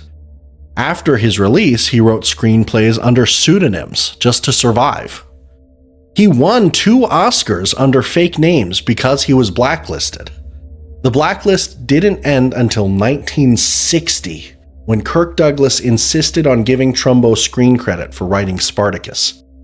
Paul Robeson, the great black singer, actor, and activist, was hauled before HUAC. In 1956, Robeson told HUAC interrogators they had put him on trial not for his politics, but because he had spent his life fighting for rights, calling them the real un-Americans. For that, his passport was revoked. He couldn't travel. His career was completely destroyed. His records were removed from stores, and radio stations wouldn't play his music. Concert halls wouldn't book him. One of the greatest performers of the 20th century was erased from American public life because he spoke out for workers' rights and racial justice. Universities purged faculty members. Teachers lost their jobs. Librarians were fired for having the wrong books on their shelves. Many states required employees, including teachers, to sign loyalty oaths, swearing they weren't communists and didn't believe in the overthrow of the government. And then there was Joseph McCarthy. Senator Joseph McCarthy from Wisconsin was a nobody until February 9th, 1950. That's when he gave a speech in Wheeling, West Virginia, waving a sheet of paper and claiming to have a list of 205 names of Communist Party members working in the State Department and shaping U.S. policy. Of course, he didn't actually have a list. The numbers kept changing. It was 205 and then 57 and then 81, but he had just made it all up. It didn't matter, of course. The press ate it up. McCarthy became the face of the anti-communist crusade. For the next 4 years, McCarthy destroyed lives with impunity. He'd accuse someone of being a communist or a communist sympathizer, provide absolutely no evidence, ruin their reputation, and then move on to the next target. The term McCarthyism was coined to describe this tactic of making unfounded accusations that destroyed people based on suspicion instead of evidence, and using fear and intimidation to silence any dissenting opinions. McCarthy went after the State Department, the Army, universities, the entertainment industry. Anyone who disagreed with him was accused of being soft on communism. President Truman called McCarthy the greatest asset the Kremlin has, because McCarthy's witch hunts were making America look like a paranoid authoritarian state. But McCarthy was just the most visible symptom. McCarthyism was bigger than one man. It was a societal hysteria, encouraged by politicians, amplified by the media, and enforced by institutions across the country. And of course, J. Edgar Hoover was right there in the middle of it, running the FBI, compiling files on suspected subversives, wiretapping, surveilling, infiltrating organizations. Hoover was quick to equate any kind of protest with communist subversion, including the civil rights demonstrations led by Martin Luther King Jr. So, are you seeing now how it connects? The Red Scare didn't just target communists, it targeted anybody who challenged the status quo. Civil rights activists, labor organizers, peace activists, anyone who asked questions. The Red Scare was used to destroy the left in America. Not just communists, everybody to the left of Joseph McCarthy. Socialists, social democrats, progressives, anybody who dared to think that workers deserved better, anybody who thought that black people deserved equality, anybody who thought that maybe corporations shouldn't have unlimited power. By the mid-1950s, the American left had been obliterated. The Communist Party USA was a shell organization mostly made up of FBI informants spying on each other. Socialist organizations had disbanded. Labor unions had purged all of their radical members. The political discourse in America shifted so far to the right that what counts as left-wing in America would be considered center-right in most other developed countries. And that is still felt to this very day. McCarthy's downfall came in 1954. The Army McCarthy hearings were televised. The American public watched McCarthy interrogate Army officials, watched his bullying tactics, his wild accusations, his lack of evidence. At one point, the Army's lawyer, Joseph Welch, finally had enough. After McCarthy attacked a young lawyer who worked at Welch's firm, Welch famously responded, "Have you no sense of decency, sir? At long last, have you left no sense of decency?" And for whatever reason, that moment is what broke McCarthy's spell. Public opinion swiftly turned against him. In December of 1954, the Senate censured him. He died 3 years later from alcoholism, but the damage was already done. An entire generation had learned to keep their mouths shut, to not question authority, to not challenge capitalism, to not organize, to not even think about any alternatives to the current system. The word socialism had been successfully turned into a curse word, a word that meant tyranny, oppression, the gulag, Stalin, totalitarianism, atheism, the destruction of everything American. Never mind that socialism actually just means workers owning the means of production, that it means economic democracy, that it means communities having control over their own lives. Never mind that the New Deal, the most popular set of programs in American history, was essentially democratic socialism. Social Security, Medicare, public works programs, labor protections, regulations on corporations. Never mind that the labor movement, the movement that gave us the 40-hour work week, overtime pay, workplace safety regulations, the weekend, was built on socialist principles. None of that matters.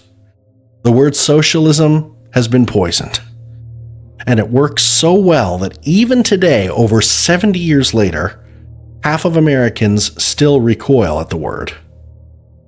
That is what you call successful propaganda. So, now I want to talk about what socialism actually means. Not the propaganda version, not the boogeyman, the real thing. Because I can guarantee you, based on my own discussions that I have on a pretty regular basis, most Americans have no idea what socialism actually is. They think it means the government owns everything. They think it means breadlines, gulags, Stalin, and the death of freedom. That's what 70 years of propaganda has done.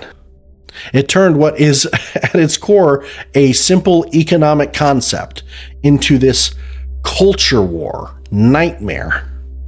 So I want to strip away all of that, all of the excessive culture war, all of the personal hard feelings that so many seem to have against socialism. And I want to really just talk about what it actually means. Socialism means social ownership of the means of production. It typically organizes economic activity through planning rather than pure market forces, and focuses production on satisfying needs rather than accumulating profit. That's it. That's the definition. And I'm going to break it down for you. So, first of all, that phrase, means of production. That is factories, farms, mines, tools, machinery, land, resources, everything you need to produce goods and services. Under capitalism, this is all privately owned. A small number of people, capitalists, the owner class, shareholders, own the factories and the farms. Everyone else has to work for them to survive. Under socialism, these are socially owned. That means they belong to the workers who use them, or to the community, or to society as a whole through democratic institutions. Now, social ownership can take different forms. There's worker cooperatives, which is where the people who work at a company own it collectively and make decisions democratically. Think about it like basically what if the company you worked for was a democracy. There's also public ownership, where the government owns major industries on behalf of the people. And we actually do that in the US, like how we publicly own the post office or public schools or fire departments. Then there's community ownership, where local communities control resources and enterprises that affect them. And then there's common ownership, where resources are held in common and managed collectively for the benefit of everyone. But basically, the key principle is this.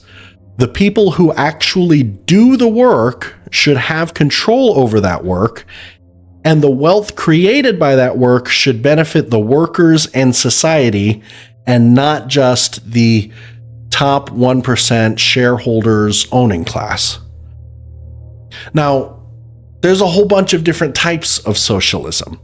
And this is where it gets a little complicated, because if you ask one type of socialist versus another type of socialist, you're probably going to get wildly different responses on what the ideal system actually looks like. I personally am not even trying to get into the nitty-gritty here. I don't want to specifically say that one particular brand of socialism is inherently better than another. That's really not the point. My point is that socialism is not a dirty word, and I want to break down the various different ways that it can be implemented.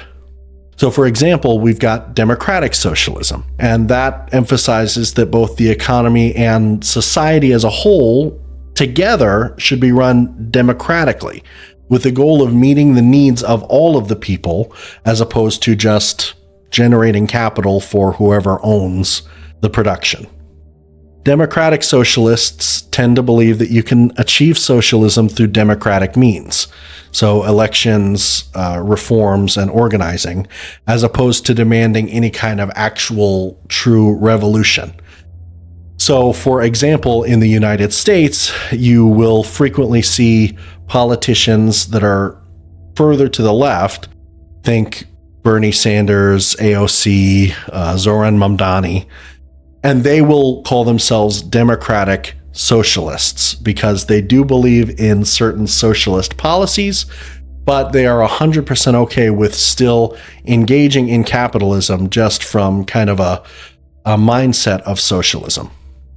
Then there's market socialism, which blends elements of a free market economy with social ownership of property. So businesses compete for profits still, like in capitalism, but all the businesses are owned or governed by the workers still. So sometimes people will call this workplace democracy or economic democracy because they don't like to use the word socialism.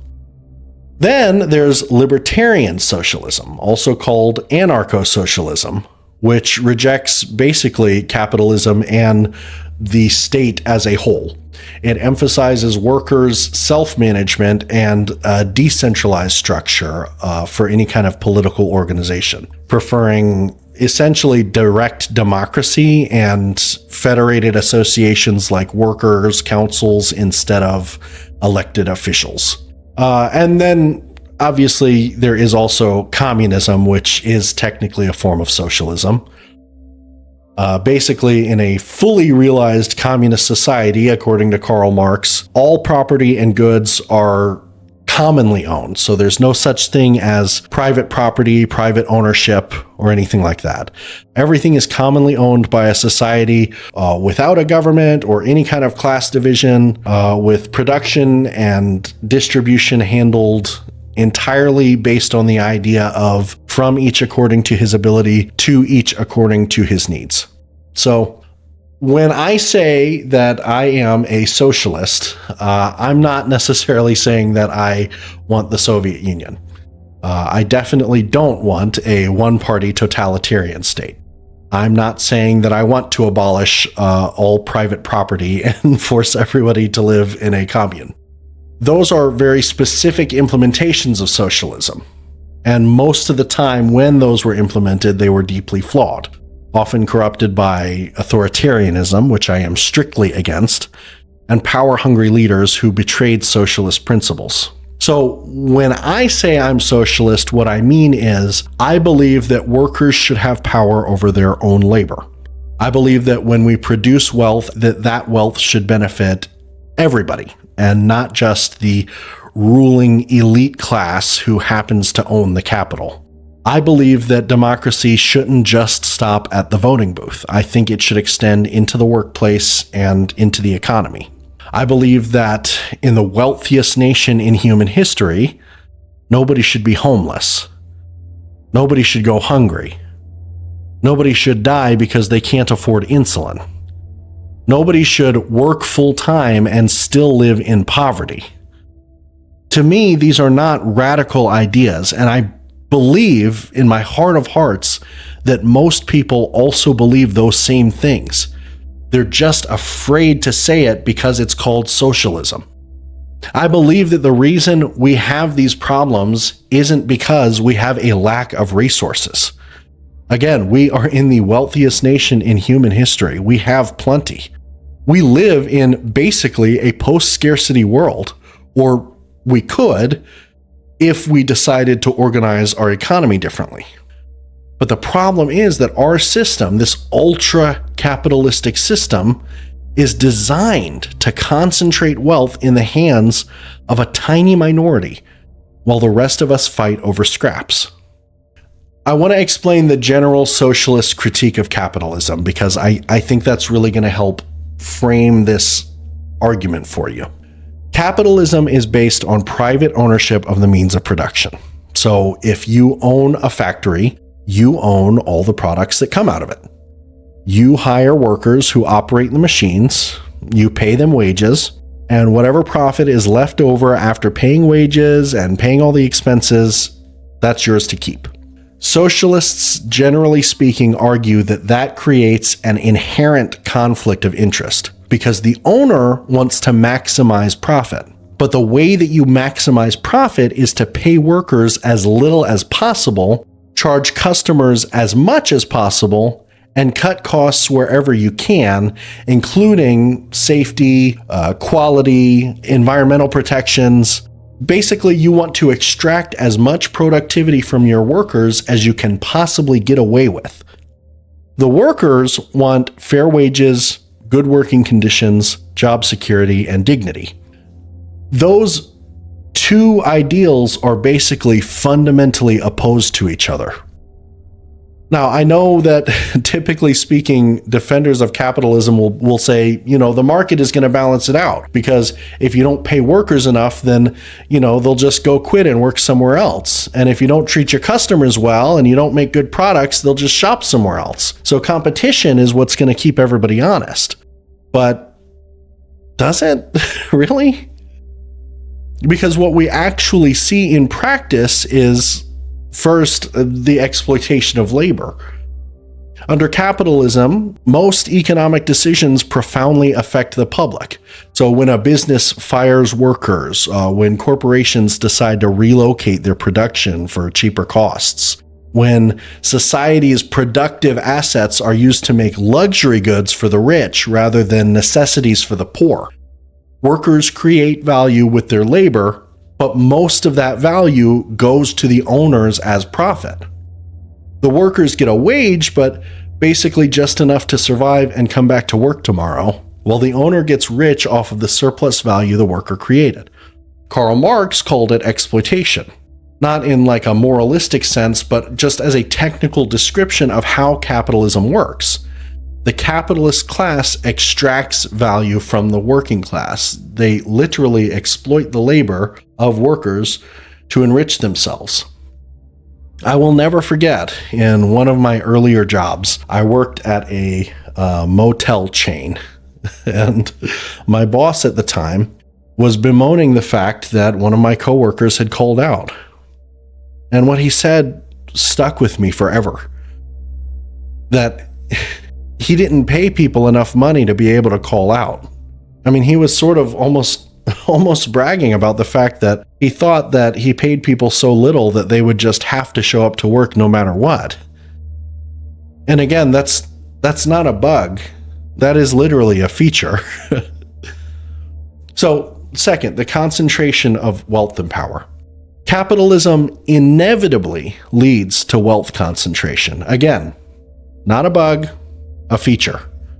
Successful businesses grow larger, and then they buy out competitors, and then they accumulate more capital, and then the rich get richer. Socialists will complain that capitalism necessarily leads to unfair and exploitative concentrations of wealth and power in the hands of the relative few, who emerge victorious from free market competition, but generally speaking, luck or exploitation of loopholes. And of course, once they have that wealth, it translates directly into political power. Capitalists exert disproportionate influence through greater access to funding media, funding political parties, the threat of disinvestment and capital flight if the government decides to reduce their profit margin by demanding higher wages or allowing union organization.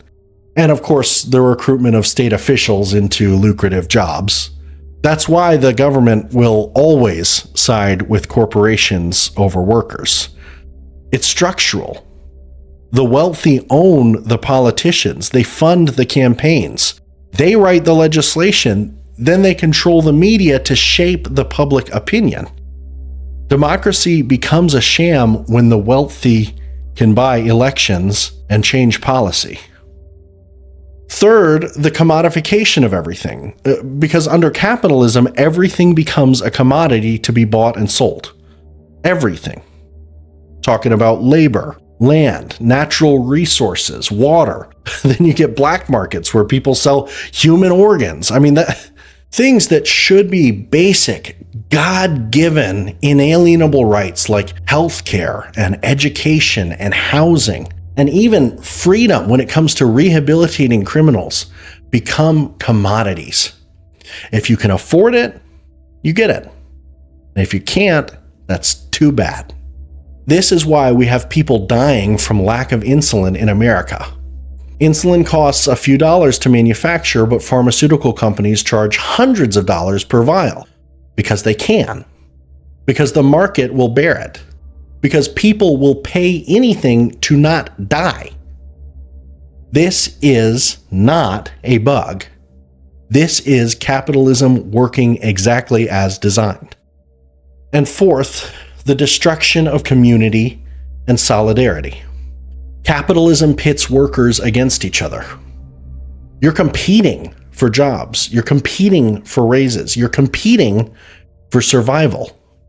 In this ultra-capitalistic zero-sum game, your coworker is not your ally. They are your competition. This destroys community bonds. It atomizes society because it turns us into isolated individuals. Everybody simply scrambling to get ahead, and everybody equally terrified of falling behind. Because if your coworker starts making more money, that takes away from the pool of money that the corporation is willing to give to you. If your coworker gets the promotion, guess what? That means you don't. It's pitting you against your own people in the name of profit. And it prevents us from organizing collectively, because if we're all competing against each other, we can't unite to demand better conditions for everybody. And of course, fifth is the ecological crisis. Capitalism requires endless growth, infinite growth on a finite planet. Corporations have to constantly expand, constantly increase profits, constantly produce and consume more. But obviously, this is destroying the planet. We have climate change, we have ocean acidification, we have mass extinctions, deforestations, pollution. Again, none of this is an accident. They are logical outcomes of a system that values profit over everything else, including the literal survival of the planet that we live on. Capitalism will destroy the planet before it stops trying to extract profit from it. And that is not a bug. It's a feature. So what is the alternative then? I mean, when you're talking about it, at its core, socialism is basically about extending democracy into the economy. At least in my perspective, the type of socialism that I'm talking about. We already believe in political democracy, right? I mean, you vote for your leaders. You have a say in how you're governed, theoretically. That's the foundation of our society. But for most people, democracy ends the moment you clock in. At work, you're in a dictatorship. Your boss tells you what to do. You don't get a say in major decisions, even ones that can directly affect your life. So, like whether the company relocates, whether they lay people off, whether they give executives $1 million bonuses while freezing your wages. You might get to vote for president, but you don't get to vote on whether your factory moves to Mexico. You don't get to vote on whether your company provides the good health insurance or the cut rate one. You don't get to vote on your working conditions. Your working conditions. So a socialist would ask, why not? If democracy is good for the government, why isn't it good for corporations? Why isn't it good for the economy? Why do I have to accept dictatorship in my workspace? Market socialism enables workers not only to vote for political contests, but also to vote on economic decisions that affect them daily in their life, like voting to choose your supervisor, controlling working conditions, even setting prices and deciding how to share profits or cope with losses. Imagine if your workplace operated like a democracy, where the workers elected their managers. Any kind of major decision, whether it was expanding or laying people off or distributing profits or anything, are voted on by the people who actually do the work. That's economic democracy. That's workplace democracy. That's socialism. And it works. And we know it works because there are successful worker cooperatives all over the world. The Mondragon Corporation in Spain is a federation of worker cooperatives employing over 80,000 people. They've been operating since 1956. They survived the 2008 financial crisis better than most traditional companies because worker owners are invested in the long-term success of the enterprise, not just quarterly profits. And we'll talk about them a little more specifically later, but generally speaking, in a worker cooperative, when times are tough, workers might vote to temporarily reduce everyone's hours rather than laying some people off, because they understand that layoffs destroy lives, and they're making decisions democratically rather than having some distant executive do it. When times are good, the profits are distributed among the workers, not siphoned off to shareholders who did none of the work. This isn't utopian fantasy.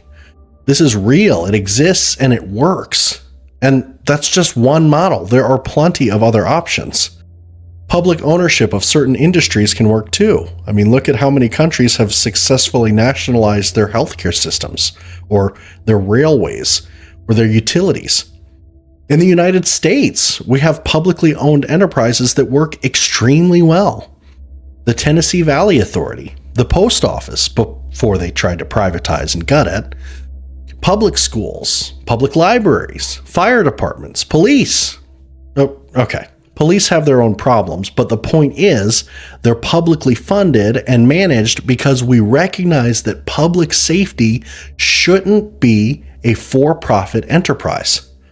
Nobody thinks we should privatize the fire department and let houses burn down if people can't pay the subscription fee, but somehow we're okay with letting people die if they can't afford health care. That is the inconsistency that socialism points out, that some things are too important to be left to the market. Some things should be treated as rights, not commodities, and those things should be socially owned and democratically controlled. Things like healthcare, education, housing, clean water, food, energy. The necessities of life should be guaranteed to everyone, not rationed based on wealth. That's what socialism means to me.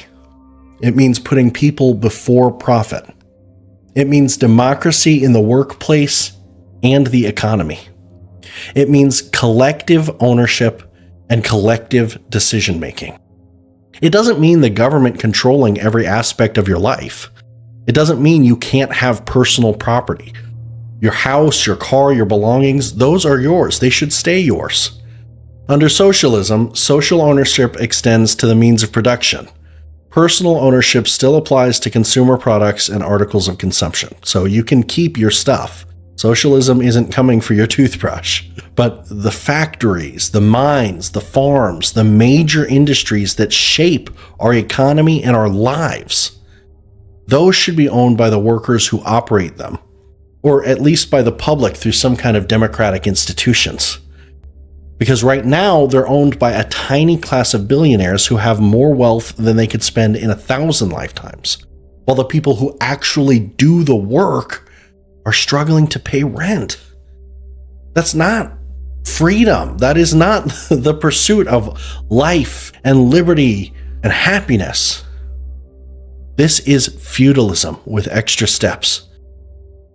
Now, I want to explain exactly how bad things have gotten, because I need you to understand truly the reason that socialism is calling to me and to so many millions of other working class people is because we're not really living in a democracy.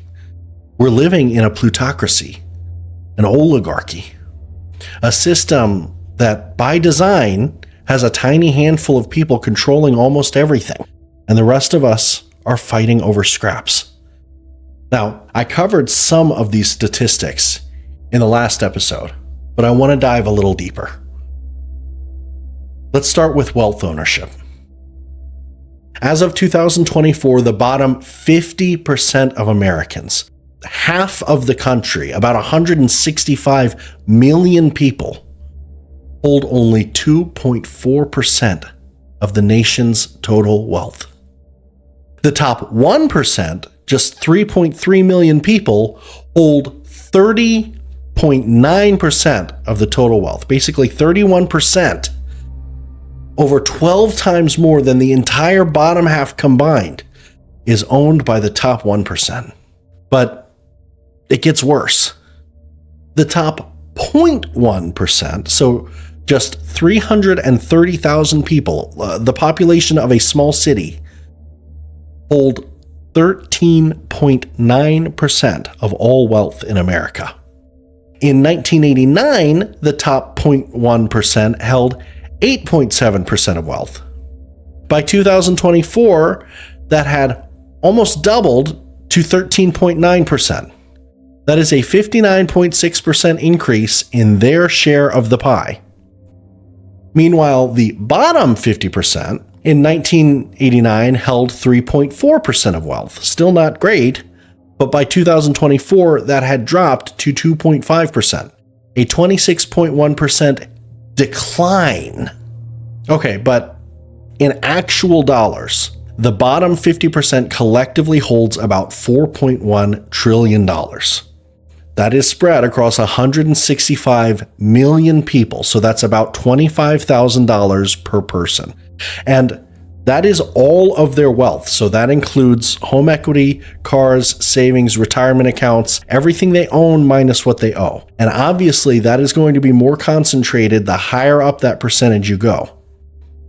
Now, the top 905 billionaires in America hold $7.8 trillion combined.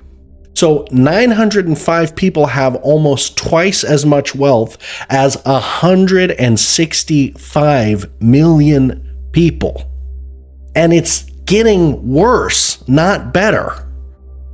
As I said, the share of the wealth held by the top 0.1% has nearly doubled since 1989.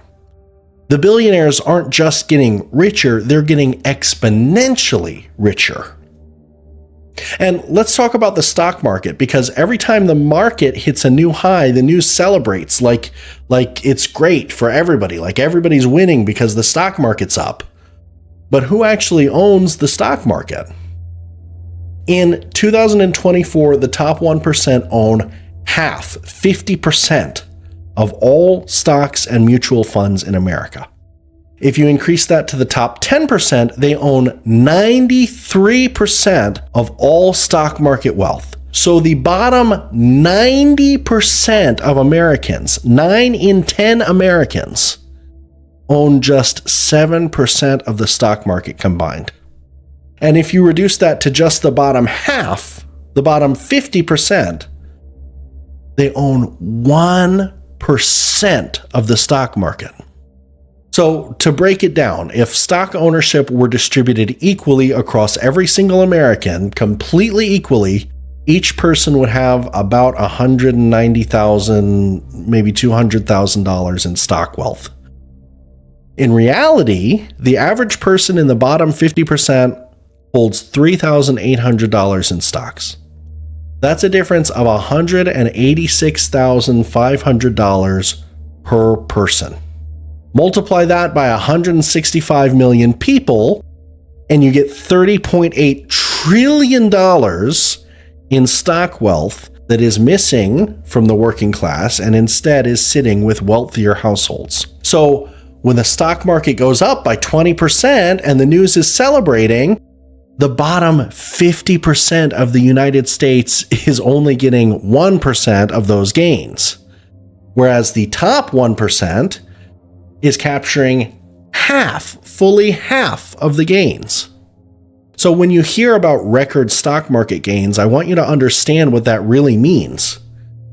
That you are, in live, real-time action, watching the rich get richer while you get nothing. The stock market is not the economy. It's a wealth extraction machine for the already wealthy. And the problem is that stock ownership is, generally speaking, how you build real wealth in America. That's where all the major gains happen. In real estate, you can have something like the 2008 housing crisis where it just gets absolutely hammered and takes years to recover. And that is where most of the bottom 50%'s wealth is tied up in real estate. Because, would you rather own some stocks that you really see no benefit in whatsoever? Or would you rather have that money tied up in a mortgage in a house that you can live in?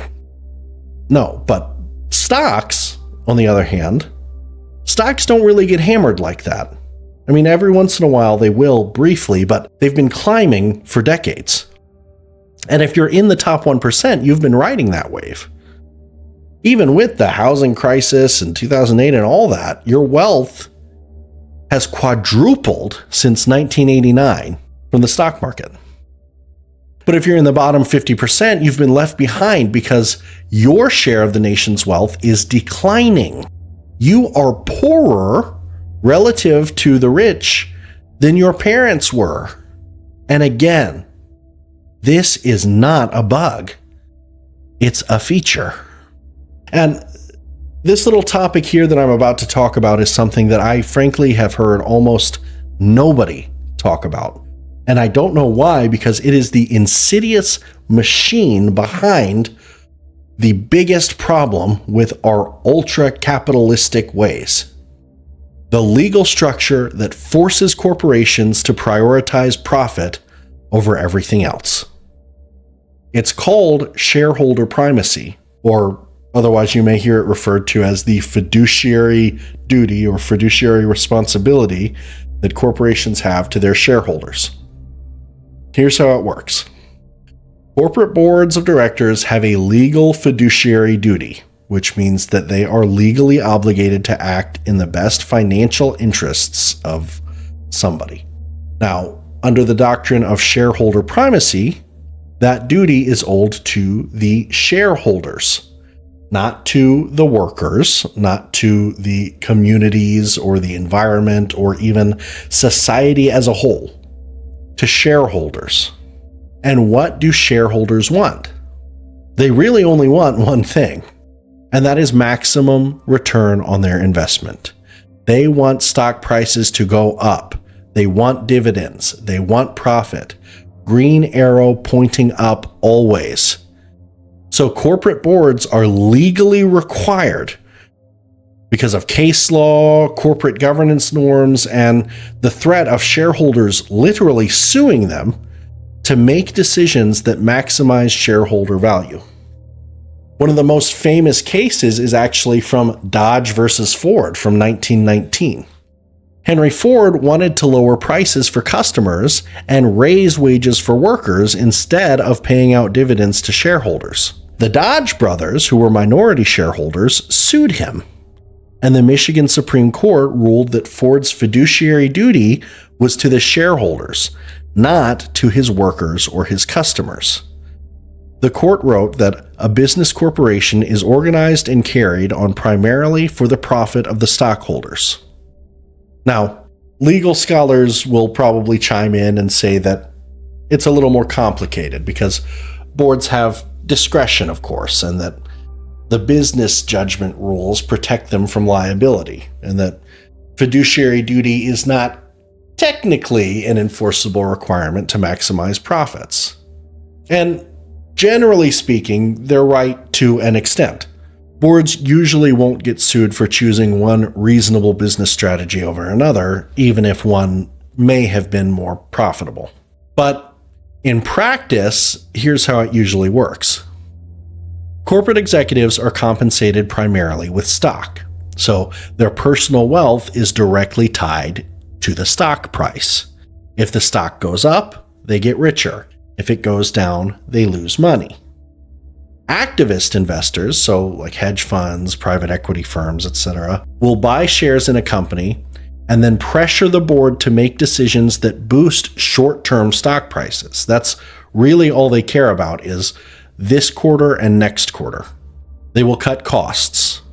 They pressure them to lay off workers or outsource production or squeeze suppliers, raise prices, basically whatever they can do to extract the maximum profit and damn the consequences.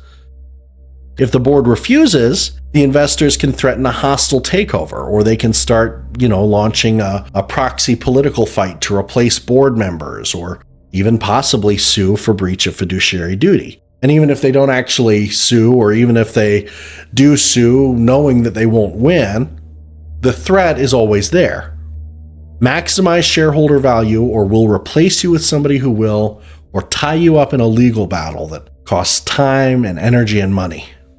So in practice, even though it's not technically the absolute legal requirement, shareholder primacy functions as basically the operating principle of American corporations and thus American ultra-capitalism. And so that means that corporations will pollute the environment if it's profitable. They will pay poverty wages if they can get away with it. They will move production overseas and destroy American communities if it saves money. They'll sell addictive products. They'll lie to regulators. They'll fight unions. They will do literally anything to increase profits. And it's not even because the people running these corporations are necessarily the big, bad, evil boogeymen. But it's because this system, this ultra-capitalistic system, legally incentivizes them to put profit over everything. They have a fiduciary duty to the shareholders. This is not a bug, it's a feature. Because who are the shareholders? Remember, I just mentioned this. The top 1% owns half the stock market. The top 10% owns 93% of the stock market, virtually all of it. So when I say that corporations have a fiduciary duty to shareholders, what I'm saying is corporations have a legal obligation to make the top 10% people in this country richer, even if it means destroying the planet, impoverishing workers, hollowing out communities, trampling on rights, poisoning people. It doesn't matter. That is not a conspiracy theory. That is the way that ultra-capitalism functions. I will say it again and again. This is never an unintended consequence of capitalism. This is how it's supposed to work. By design. Now, in 2019, there was this famous business roundtable. It was a group of a bunch of different CEOs from major corporations, and they released a group statement saying that they were going to move away from shareholder primacy towards stakeholder capitalism, because they said that corporations should serve customers, employees, suppliers, communities, shareholders, everybody. And that sounds great, except it was completely meaningless, as always. These corporations will say whatever they think will make them more money. That is the sole reason they ever take part in any kind of movement, in any kind of pandering, in anything that they do. You have to understand the only driving force behind it is to increase profits for the shareholders. Always, always, always. So yes, it was completely meaningless. It had no legal force and absolutely nothing changed at all. It was completely public relations. Within months, those same CEOs were back to doing exactly everything that they had just said they weren't going to do anymore. Because this is not an issue with certain CEOs or certain corporations or loopholes that exist. This is a systemic issue, and the system has not changed. The legal structure of corporate governance has not changed. Shareholder primacy is the single operating principle of American ultra-capitalism, and it is literally baked into the law. Even if a CEO personally wanted to do the right thing, personally wanted to pay workers more, invest in sustainability, or do something for the community or whatever, they are constrained by the system because the law says profit first. And profit for who? For the people who already own everything. But it's not just economic inequality, it's political inequality. Because when you have that much wealth, the best thing you can buy with it is political power, because you can shape the system to benefit yourself as they have done and as they continue to do. In the 2024 election, 100 billionaire families spent $2.6 billion on political contributions. That is 16.5% of all political spending in the entire election was done by 100 families. Out of 330 million Americans, they provided 1/6 of all of the money. In the year 2000, billionaires only spent $18 million on elections, just 0.6% of total contributions. So in one generation, billionaire control over our political system increased by a factor of 27. And with that money, they buy everything. Access, influence, politicians who write laws in their favor, tax cuts for the rich, deregulating corporations, union busting, austerity for social programs, privatization of public services. Every policy that benefits the wealthy at the expense of everyone else can be traced back to money in politics. Citizens United, the decision that the Supreme Court made in 2010 that said that basically corporations could spend essentially unlimited amounts of money in politics, has only made inequality skyrocket even faster. Because the system by design is rigged. It's not some kind of shadowy conspiracy behind the scenes. It's literally completely legalized, in our face, and systemic. Politicians need money to run campaigns. Billionaires and corporations have money. Politicians serve the people who give them money. It's not complicated. And this goes all the way from the top down. It's not just presidents and senators. It's state legislators, city councils, school boards, regulatory agencies all across your county. Corporate lobbyists literally write the actual text of legislation and then hand it to politicians to introduce. Industry insiders get appointed to run agencies that are supposed to regulate their own industries. The revolving door between government and corporate boardrooms is basically constantly spinning. That's what oligarchy looks like. It's not some kind of overt dictatorship with an emperor, but it's a system where wealth translates directly into political power. And then that political power is used in a vicious cycle to protect and expand their wealth, only to then be used to expand and protect their power over and over and over again. Over the past 4 decades, we've seen the greatest transfer of wealth from the poor and middle class to the rich in American history. Since 1989, the richest 1% have seen their wealth more than quadruple, from $11.74 trillion to $50 trillion. The bottom 50% saw their share of the total wealth decline from 3.4% to 2.5%. As the country as a whole got richer because there was more total wealth, almost triple, The bottom half actually got a smaller piece of the pie. So yes, the pie as a whole got bigger, but we got less of it because the growth went to the top. And it's not just with established wealth, it's literally with the income you get as well. CEO pay has skyrocketed.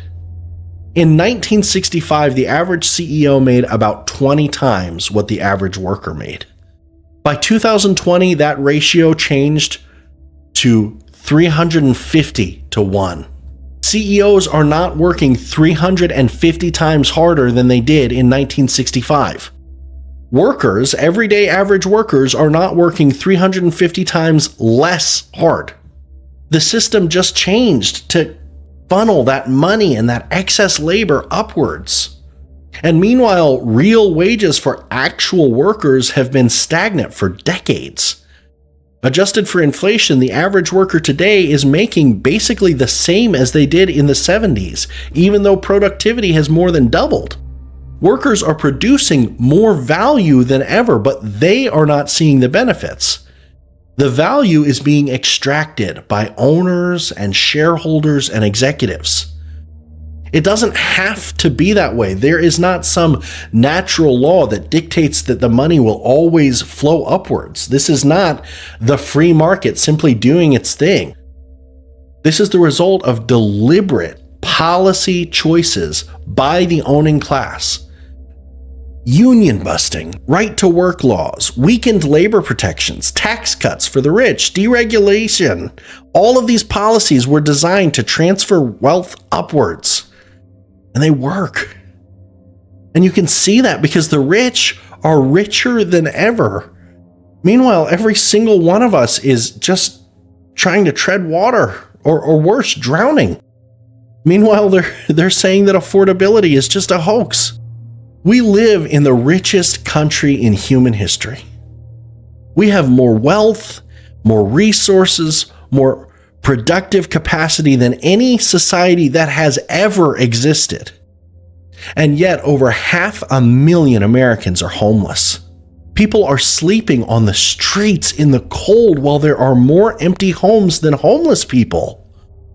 45,000 people die every year in this country, the richest country on earth, because they can't afford health care. People are rationing insulin and die because they can't pay for a medicine that costs a few dollars to make. All in the name of profits. Student debt exceeds $1.7 trillion. An entire generation was lied to and is being crushed under the weight of loans that they took out just to get an education that in any reasonable country would have been free. 40% of Americans can't afford a $400 emergency expense. That's almost half of Americans. One unexpected car repair, a medical bill, a broken appliance, and that's it. It's not just, oh, this is an inconvenience. It is an emergency, a crisis where they have to strategically change their whole life around just so it doesn't all fall apart in front of them. Real wages have been stagnant for 50 years while productivity has doubled and the stock market is soaring to record highs. I mean, these corporations are talking about how they can't possibly afford to pay you more. And by the way, we just had record profits this quarter. Square that circle for me because it doesn't make sense. The system that allows this is not a reasonable system. The bottom 50% of Americans own essentially nothing. They have no savings. They have no investments. We don't have a safety net. They are one paycheck away from unmitigated disaster. Meanwhile, we have over 900 billionaires with a combined $7.8 trillion. Elon Musk alone is worth over $700 billion. One person owning more wealth than the bottom 50 million Americans combined? Jeff Bezos makes more in 1 second than most of his warehouse workers make in a week. And those workers have to piss in bottles because they can't take bathroom breaks without being penalized. We produce enough food to feed everybody, but we throw away millions of tons every year.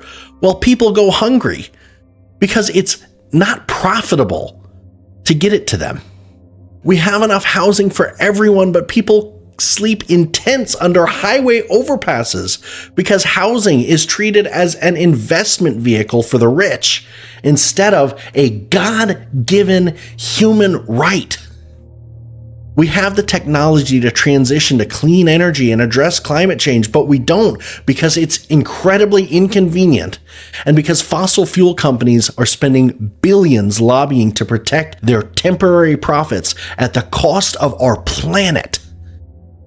We have the resources to provide free college, universal health care, paid family leave, affordable childcare, all of these things that in every single other developed country are taken for granted as completely normal, God-given rights that of course everybody deserves. But we don't do it because it would require taxing the rich. This is a dystopia. This is what dystopia looks like. It's not always jackboots and secret police bashing down your door, although, of course, that's happening more and more. Sometimes it's through this creeping authoritarianism, this system where human needs are sacrificed for corporate profit, where democracy is a facade hiding the incipient oligarchy, where the many are ground down to enrich the few. And we are told that this is freedom, this is prosperity, this is the greatest country on earth. We're told that anybody can make it if they just work hard enough, that poverty is a personal failing, that the rich earned their wealth through merit and hard work, but it's a lie. All of it. The system is rigged. It's designed this way. It's not a bug, it's a feature, and it's working as intended. And to me, socialism, actual, real socialism, not the boogeyman, is the answer. So I want to talk with you about examples of socialism because it works. It really does, not just in theory, not in some utopian fantasy, but in the real world right now, today. Let's start with the Nordic countries. Denmark, Norway, Sweden, Finland, and Iceland. Now, are all of these countries perfect socialist utopias? No. In fact, they're honestly not even fully socialist, really. They have mixed economies, as literally every country in the world does, and they have strong social democratic policies. They still do have capitalism, they've still got markets, and they've still got private ownership. But they've implemented some key socialist policies like universal health care, free continuing education, extremely strong labor protections, very generous social safety nets. And these policies are working extremely well. Let's look at healthcare. So, obviously, all 5 Nordic countries have universal healthcare systems. Every resident is covered. You don't need to worry about paying for health insurance. You don't ever need to worry about going bankrupt from medical bills. You get sick, you go to the doctor, you get treated. That's it. Healthcare costs are the number 1 cause of bankruptcy in the United States of America. And it has literally never happened in these Nordic countries. So how do they pay for it? Well, first of all, they tax their rich. Healthcare is funded by tax revenues. About 75 to 85% of costs are covered publicly. Now, there are some small patient co-payments, especially in Sweden, but compared to what people in the United States pay, they're basically nothing. And it works for them because life expectancy in the Nordic countries is 2 or 3 years longer than in the United States. And I mean that for all of them. Iceland, Sweden, Norway are among the best in the world.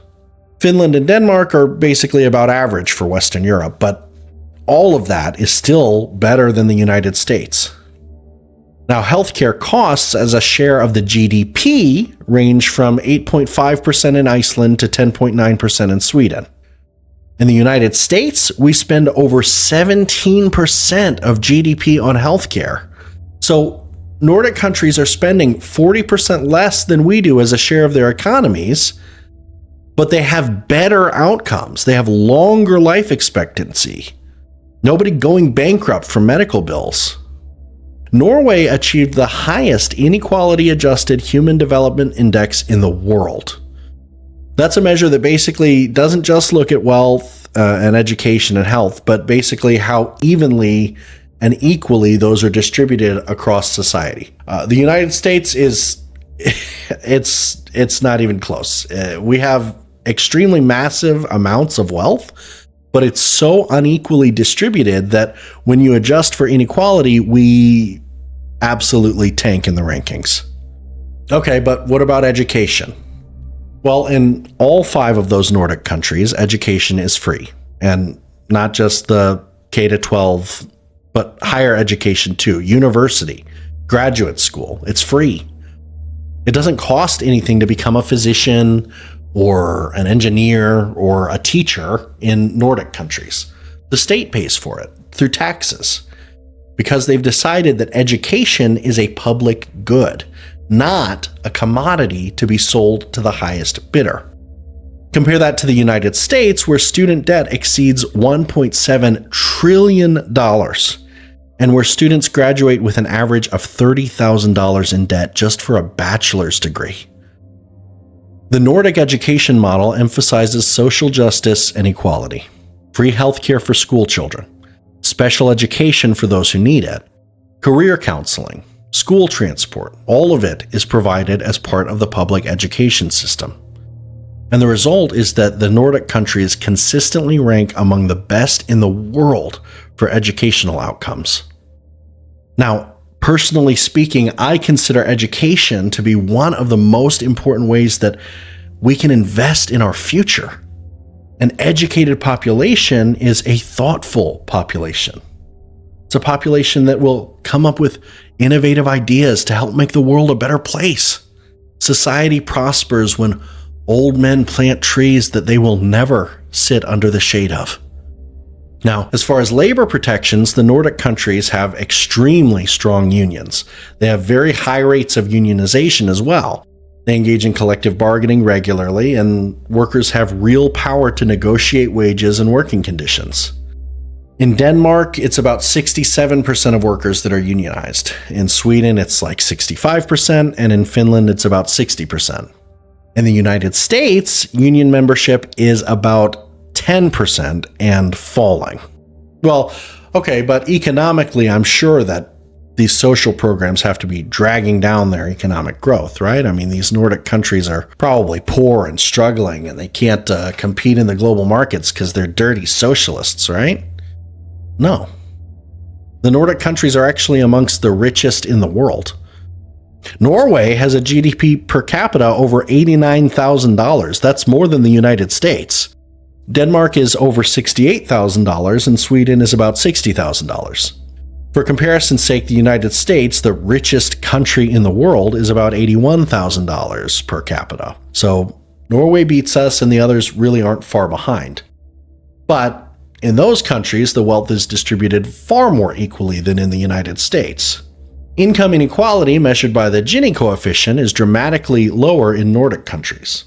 The lower the Gini coefficient, the more equal the society, basically. Denmark has a Gini coefficient around 0.26, Sweden 0.28, Norway 0.27, all kind of in the same area. The United States is over 4.8, almost double.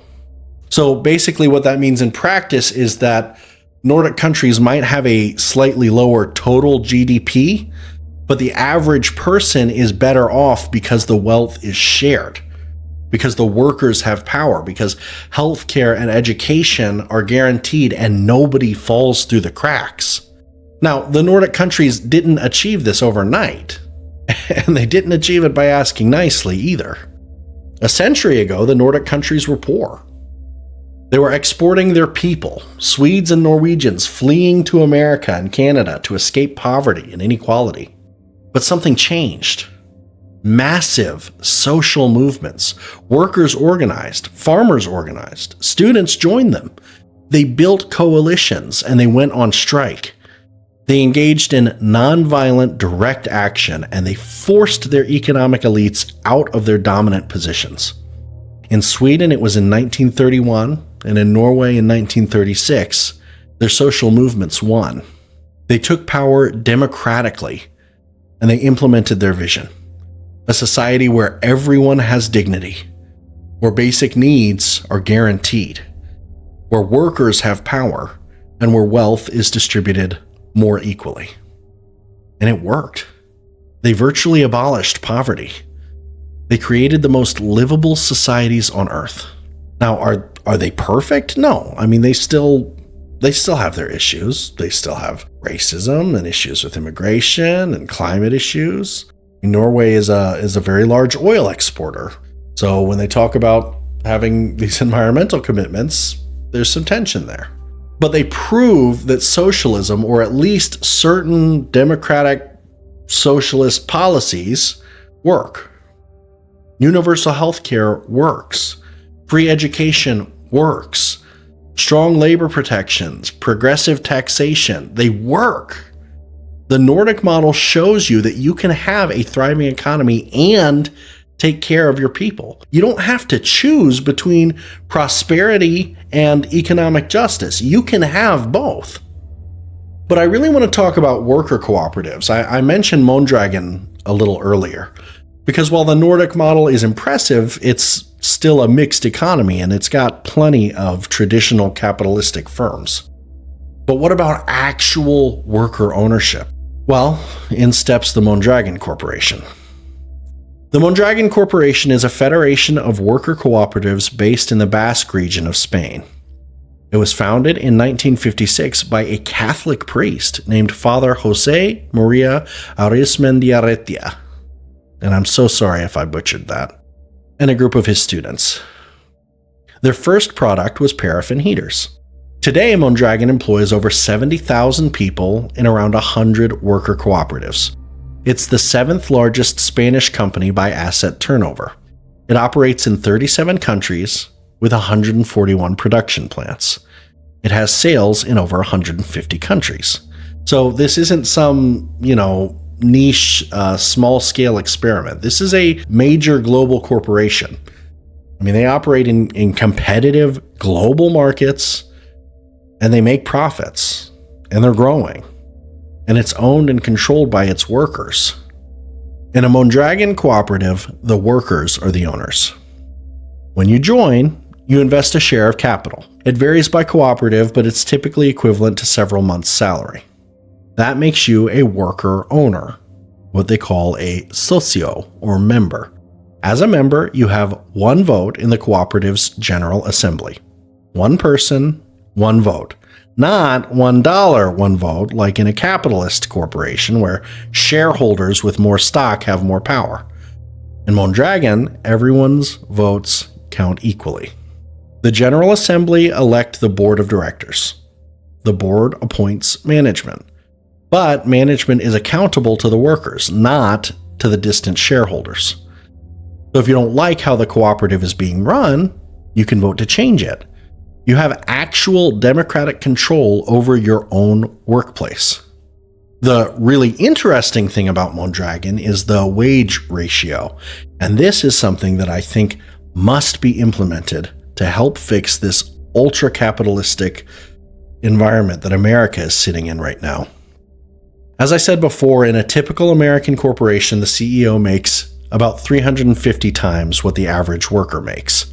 Some CEOs make a lot more. We talked about Starbucks in the last video. In Mondragon cooperatives, the pay ratio is capped. The highest paid person in a cooperative cannot make more than 9 times what the lowest paid person makes. And on average across Mondragon cooperatives, the ratio is about 5 to 1.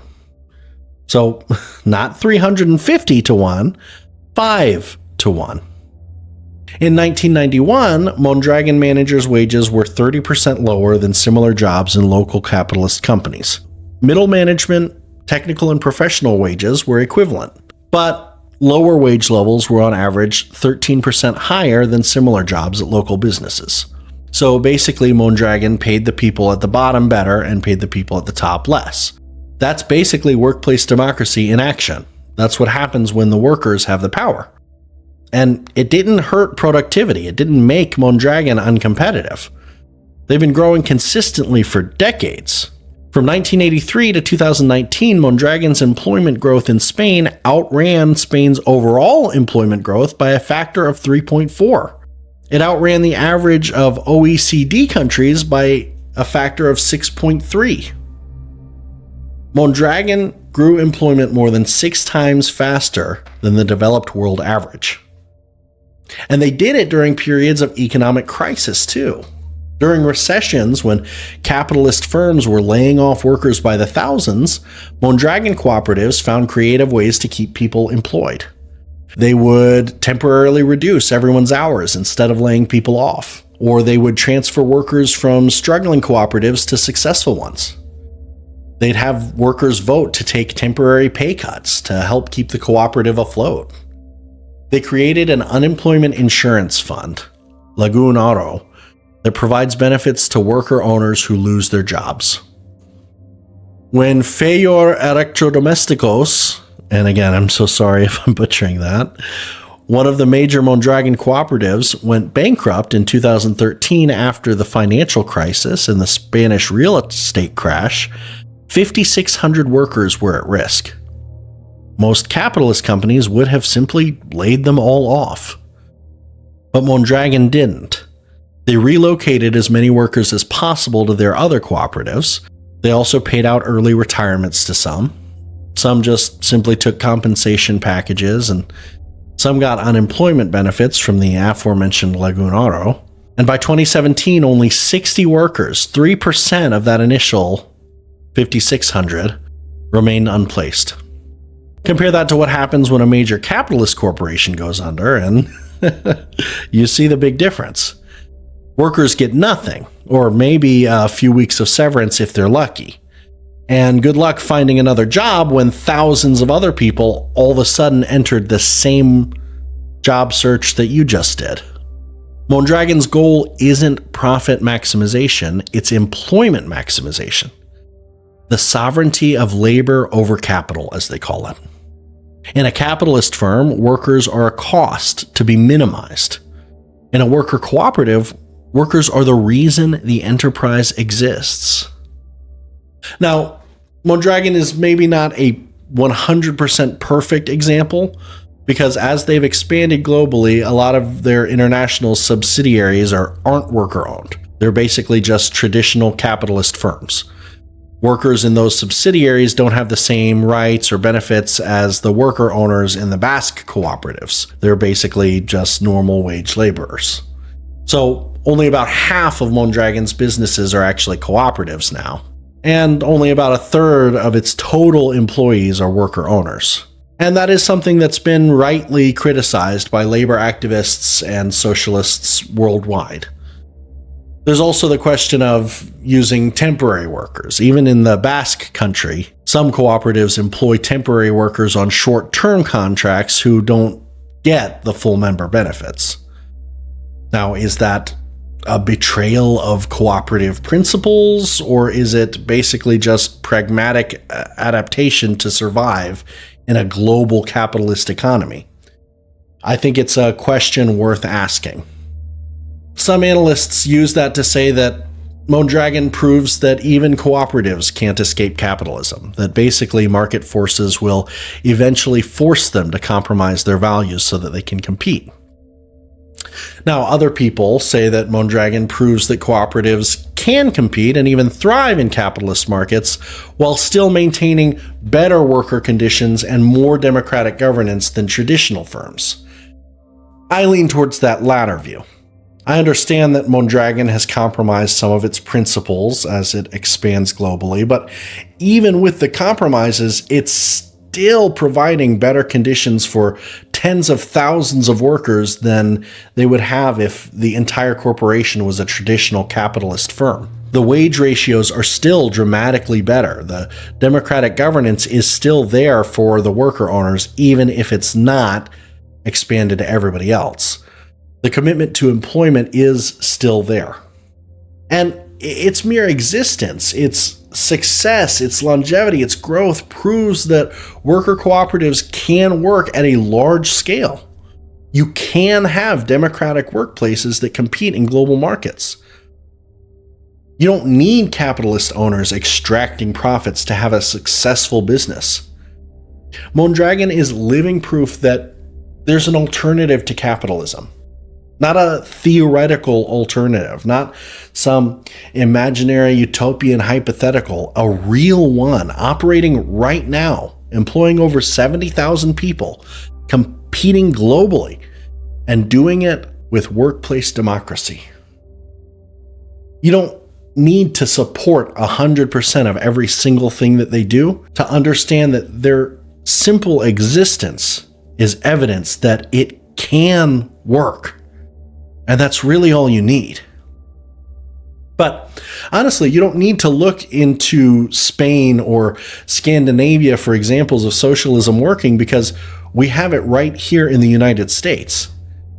I mean, Social Security, Medicare, the post office, public schools, public libraries, fire departments, public parks, the interstate highway system, the GI Bill, the National Institute of Health, I mean, NASA. Every single one of those is a socialist program. Every single one involves public ownership and democratic control of resources for the common good. Social Security has lifted millions of elderly Americans out of poverty. Before Social Security, about half of elderly Americans lived in poverty. Today, it's only about 10%. Social Security works. Medicare provides health care to over 65 million Americans, elderly and disabled people who, before Medicare, couldn't afford medical care at all. Obviously, Medicare isn't perfect, and I think it should be expanded to include everybody. But it works so much better than private insurance systems. The post office is a public service that delivers mail to every address in America, no matter how remote. Private companies like FedEx and UPS only operate profitably because they can cherry pick the most profitable routes and leave the rest to the post office. Public schools, for all their problems, which many of them are caused by underfunding, provide free education to every child in America. Is the quality equal everywhere? No. Rich districts have better schools than poor districts. But the principle is socialist. Education is a public right and not some commodity. Public libraries are socialist. You borrow books for free. You can use computers. You can access information and knowledge without paying. That's socialism. Fire departments. We collectively fund them through taxes. They serve everybody. Nobody checks your credit card before putting out your house fire. The interstate highway system, built under President Eisenhower, who was a Republican, is a massive publicly funded infrastructure project that everyone uses. That's socialism. The GI Bill provided free college education and home loans to millions of veterans, especially those returning from World War II. It basically helped create the American middle class. That is socialism. NASA is a publicly funded space program that put humans on the moon and continues to do cutting-edge research that affects everybody. Socialism. The National Institute of Health funds most of the basic medical research in the United States, or did until Trump got his fingers into it. Private pharmaceutical companies then take that publicly funded research and turn it into products that they sell for huge profits. But the research itself is publicly funded. That's socialism. Every single one of these programs work, and every single one of these are some of the most popular programs in the United States. Americans love Social Security and Medicare and the post office and public schools. But we've been conditioned to not call them socialist because we've been taught that socialism is bad, even as we benefit from socialist programs every single day, even as socialist programs remain the most popular programs that people will defend to the death every single day. The cognitive dissonance is it's staggering. Americans will passionately defend Medicare while simultaneously railing against socialized medicine. They'll support Social Security while opposing socialist redistribution of wealth. They'll use public roads and bridges while complaining about government spending. And it's because the propaganda worked.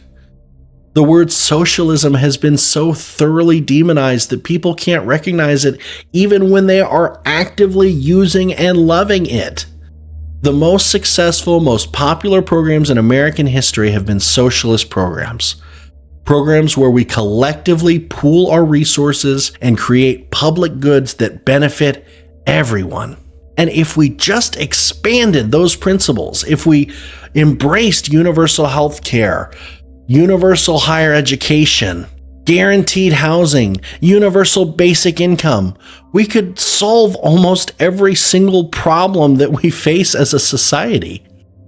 We have the resources, we have the wealth. We live in the richest country in human history, but we lack the political will because the wealthy elite who benefit from the current system has convinced just enough people that socialism is scary and dangerous, all while they use public resources and socialist programs themselves. But now we need to talk about Venezuela, because every time I talk about socialism, somebody brings up Venezuela. But what about Venezuela? Socialism destroyed Venezuela. And you know what? Fair's fair. They're partially right. Venezuela is an economic disaster. The crisis there is real. It's horrific. Millions have fled the country. Hyperinflation destroyed the currency. Food shortages, medicine shortages, poverty rates up to 90%. I mean, it's one of the worst economic collapses in modern history. So let's have an honest discussion about Venezuela. Why everything happened and what role the United States might have played in making sure socialism would fail there. Let's rewind. Hugo Chavez came to power in 1998 on a wave of popular support. He ran on a socialist platform, promising to use Venezuela's vast oil wealth to reduce poverty and inequality. And at first, he delivered. Venezuela's extreme poverty rate fell by about 20% under Chavez. He launched what he called Bolivarian missions, social programs that provided healthcare, education, housing, and food subsidies to Venezuela's poor majority. These weren't just handouts. The Bolivarian missions included Barrio Adentro, which was free healthcare clinics in poor neighborhoods, usually staffed by Cuban doctors; Misión Robinson, which was a literacy program that taught over 1 million Venezuelans to read; Misión Ribas and Misión Sucre, which was free education programs for adults who didn't finish school before. And of course, they had food subsidies through government-run markets where staple goods were sold at reduced prices. And by many measures, those programs initially worked. Like I said, poverty declined, literacy increased, healthcare access improved, and for the first time in their lives, millions of poor Venezuelans felt like their government actually cared about them. But there were very serious problems from the beginning. And these problems eventually destroyed the Venezuelan economy and discredited socialism in the eyes of the entire Western world. Their first problem was oil dependency. Venezuela has the largest proven oil reserves in the world, bigger even than Saudi Arabia. Oil accounted for about 71% of Venezuela's exports in 1998 when Chavez took power. A rational, intelligent economic strategy would have been to use oil revenues to diversify the economy, build up manufacturing, invest in agriculture, develop other industries so that when oil prices inevitably fluctuated, the country wouldn't be completely dependent on that one single commodity. Chavez did the opposite. Under his rule, Venezuela became more dependent on oil. By 2013, oil accounted for nearly 98% of all of Venezuela's exports. It's what economists call Dutch disease, when a country becomes so dependent on natural resource exports that other sectors of the economy wither away. It makes you incredibly vulnerable to global commodity price fluctuations. When oil prices are high, everything is great because the money's flooding in. You can fund all of your social programs. You can subsidize food and gasoline. You can buy political support. But when the oil prices fell, and inevitably they would fall, the entire economy collapsed.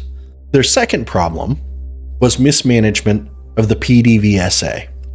PDVSA, it's Petróleos de Venezuela, is Venezuela's state-owned oil company. Before Chavez, it was a professionally run and technically competent organization. Chavez politicized it. He fired thousands of experienced oil workers and managers and replaced them with political loyalists who often had no expertise in the oil industry. In 2002 to 2003, PDVSA workers went on strike to protest government interference. Chavez responded by firing about 18,000 workers, nearly half of the company's workforce. Many of them were highly skilled engineers, geologists, and technicians. Those workers were never adequately replaced. PDVSA became bloated, corrupt, and increasingly dysfunctional. Production and maintenance suffered. Infrastructure decayed. Oil production, which had peaked in the late 1990s and early 2000s at about 3.5 million barrels per day, began to decline. By 2014, before the price crash and before major U.S. sanctions, production had already dropped to around 2.3 million barrels per day.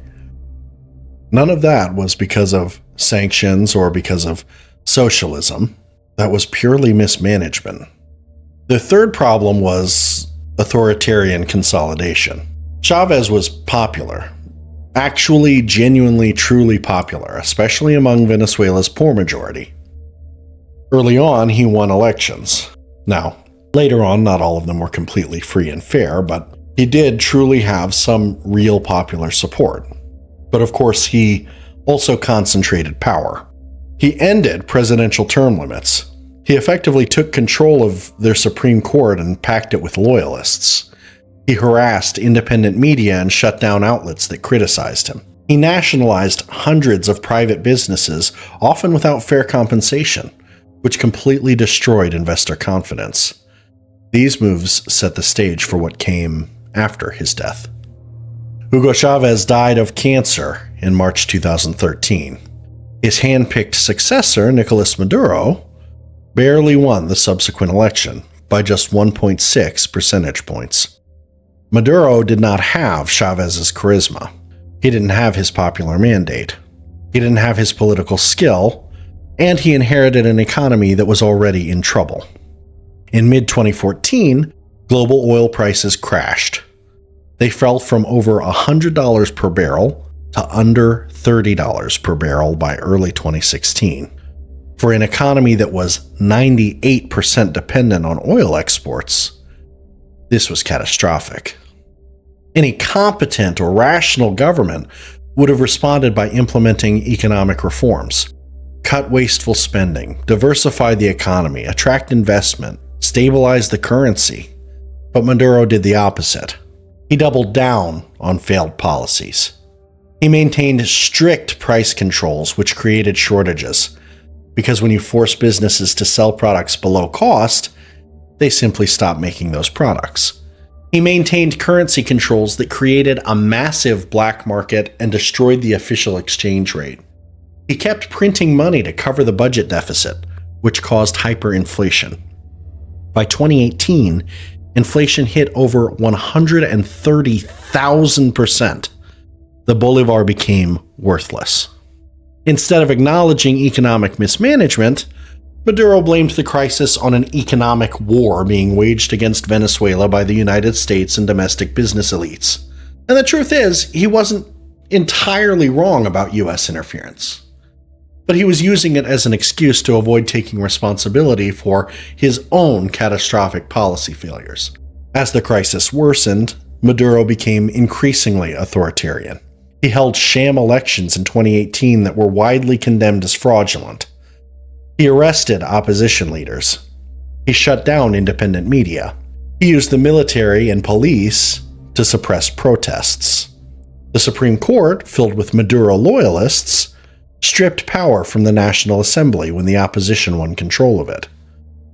By any reasonable definition, Venezuela had become a dictatorship. The numbers are staggering. Between 2013 and 2023, Venezuela's economy contracted by 74%.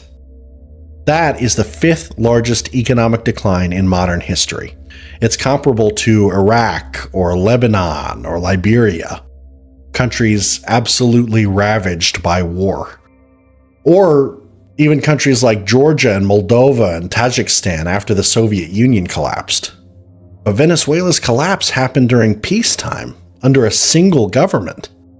By 2021, 94.5% of Venezuelans lived in poverty. 76.6% lived in extreme poverty, the highest figure ever recorded in the country. Over 7.7 million Venezuelans, about 20% of the population, have fled the country. This is one of the largest refugee crises in the world. 75% of the population lost an average of over 8 kilograms, about 19 pounds, of body weight due to hunger. More than half didn't have enough income to meet their basic food needs. The healthcare system collapsed. Hospitals ran out of medicine and basic supplies. Doctors fled the country. Preventable diseases came roaring back. This is a humanitarian catastrophe, a disaster, a failure of governance on an almost unimaginable scale. But okay, let's talk about the US sanctions, because Maduro's government definitely bears primary responsibility for Venezuela's economic collapse. But the United States deliberately made it worse. Much worse. Sanctions against Venezuela began in 2005 under the Bush administration. They escalated significantly under President Obama, who in 2015 declared Venezuela an unusual and extraordinary threat to U.S. national security. That's interesting to me.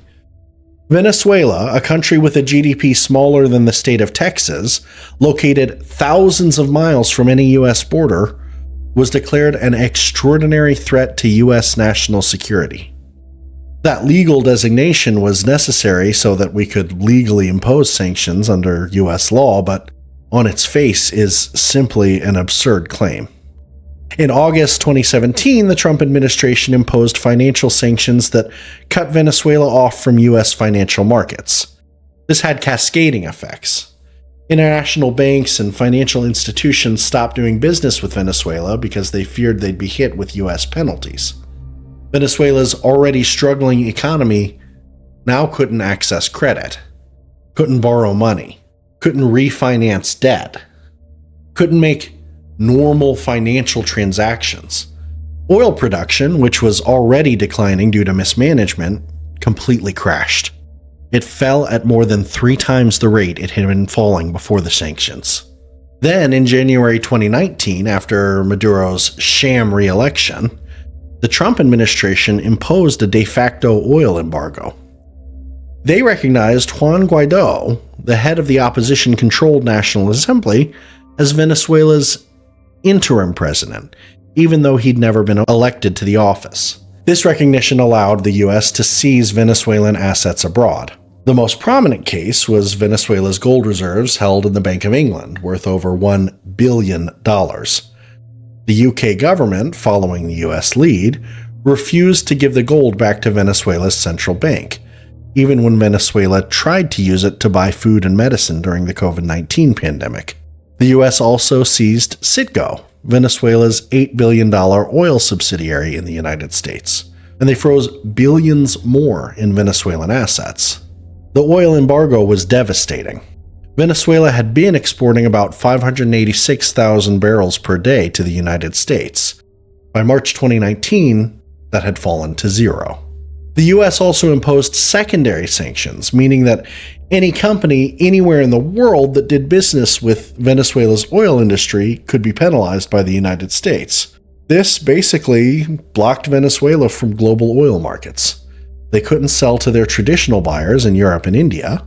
They couldn't get the chemicals needed to process Venezuela's heavy crude oil.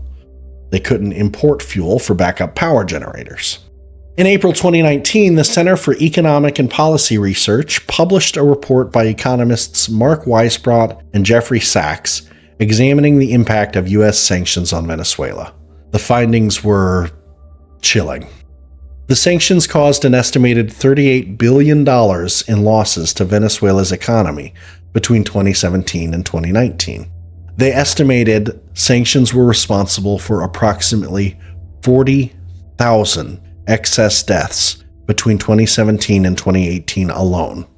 40,000 excess deaths in 2 years caused by U.S. sanctions. Former UN Special Reporter Alfred de Zayas estimated that by early 2020, over 100,000 Venezuelans had died as a result of sanctions. The sanctions reduced access to food and medicine. They prevented Venezuela from importing life-saving medical equipment and pharmaceuticals. They made it nearly impossible for Venezuelan patients to get treatment abroad because banks refused to process financial transactions. The report found that over 300,000 Venezuelans were at risk due to lack of access to medicines. This included 80,000 HIV patients who haven't had antiretroviral treatment since 2017, 16,000 people needing dialysis, 16,000 cancer patients, 4 million people with diabetes and hypertension. The sanctions also contributed to Venezuela's electricity crisis. The government couldn't pay international suppliers for equipment maintenance. They couldn't import diesel fuel for backup generators. When the power grid failed in March 2019, leaving millions without electricity for days, sanctions made it impossible to fix the problem quickly. Jeffrey Sachs, one of the world's most renowned economists, wrote in the report, "American sanctions are deliberately aiming to wreck Venezuela's economy and thereby lead to regime change. It's a fruitless, heartless, illegal, and failed policy causing grave harm to the Venezuelan people." The authors argued that the sanctions would fit the definition of collective punishment of the civilian population, as described in both the Geneva and Hague International Conventions, to which the U.S. is a signatory. They were saying it was collective punishment, which is a war crime. And it didn't even work. The sanctions didn't remove Maduro from power. They just made the crisis worse, killed tens of thousands of people, and drove millions more to flee the country. John Bolton, Trump's national security advisor, said the quiet part out loud. He admitted that the U.S. was backing regime change in Venezuela because, quote, "It will make a big difference to the United States economically if we could have American oil companies invest in and produce the oil capabilities in Venezuela." It was about the oil. It was always about the oil. Not democracy, not human rights, not concern for the Venezuelan people, oil. And of course, in January 2026, the Trump administration went even further. They launched a military operation and kidnapped President Maduro and his wife, flew them to the United States, and charged them with drug trafficking. Trump has now explicitly stated that the U.S. is taking control of Venezuela's oil reserves. He's putting U.S. companies in charge of Venezuela's oil industry. This is, by definition, imperialism and colonialism. This is a major power invading a smaller country and seizing its natural resources by force. So, what does Venezuela actually tell us about socialism? Well, I'll start with this. It does not tell us that socialism inherently leads to economic collapse. Venezuela's collapse was caused by a few things, including its extreme dependence on a single commodity, the catastrophic economic mismanagement that Maduro implemented, the fact that they politicized a bunch of their technical institutions by firing competent workers and replacing them with loyalists, the creeping authoritarianism and corruption where the elite ruling class enriched themselves while the rest of the country burned, and the U.S. sanctions that were designed to cripple the economy and cause regime change. Not a single one of those aspects is inherent to socialism. Worker cooperatives don't require only being dependent on one specific commodity. The Nordic model doesn't require hyperinflation. Public health care doesn't require authoritarianism. Venezuela failed because of a combination of domestic mismanagement and a little bit of foreign intervention, not because socialism is bad. Compare Venezuela to Norway. Norway also has massive oil reserves. Norway also has a state-owned oil company. Norway also used oil revenues to fund social programs. But Norway managed its oil wealth responsibly. They created a sovereign wealth fund, the Government Pension Fund Global, now worth over $1.6 trillion. They invested oil revenues instead of spending them all immediately. They maintained a diversified economy purposefully, and they kept their democratic institutions strong. The difference wasn't socialism versus capitalism. Both countries have mixed economies. Every country in the world has a mixed economy.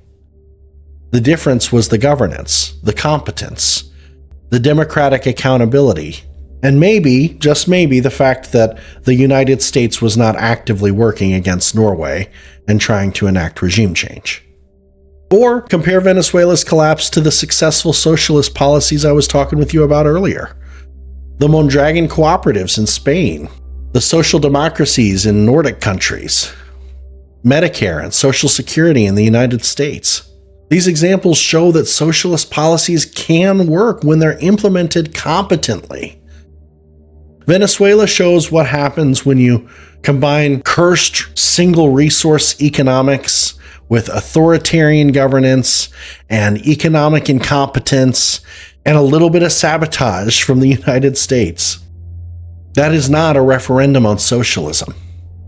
That is a cautionary tale about a specific set of failures that could happen under any economic system. And it is especially a cautionary tale about creeping authoritarianism. And the thing is, the US government and American media have used Venezuela's collapse as propaganda against socialism, even as the US sanctions made that collapse worse. They pointed to starving Venezuelans and they said, see, that's what socialism gets you, while deliberately strangling Venezuela's economy to prove that point. It is a cynical and cruel cycle, and it is incredibly effective. Because now, every time somebody proposes universal health care or free college or whatever, the response is, look at Venezuela, they're falling apart.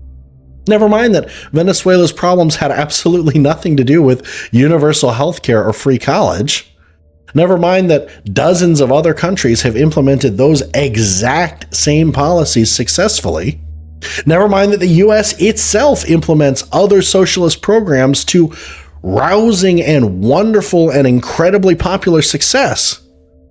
Venezuela has become a boogeyman, a thought-terminating cliche, a way to shut down any discussion of alternatives to unbridled ultra-capitalism. And the people who benefit from that narrative are the same people who benefit from the current system. The billionaires, the corporations, the defense contractors who profit from regime-changing wars, the oil companies that Trump just promised can take over Venezuela's oil industry. Venezuela's suffering serves their interest, so they make sure you never forget it. And they make sure you blame socialism instead of the complex reality of what actually happened. That is propaganda. That is how you manufacture consent.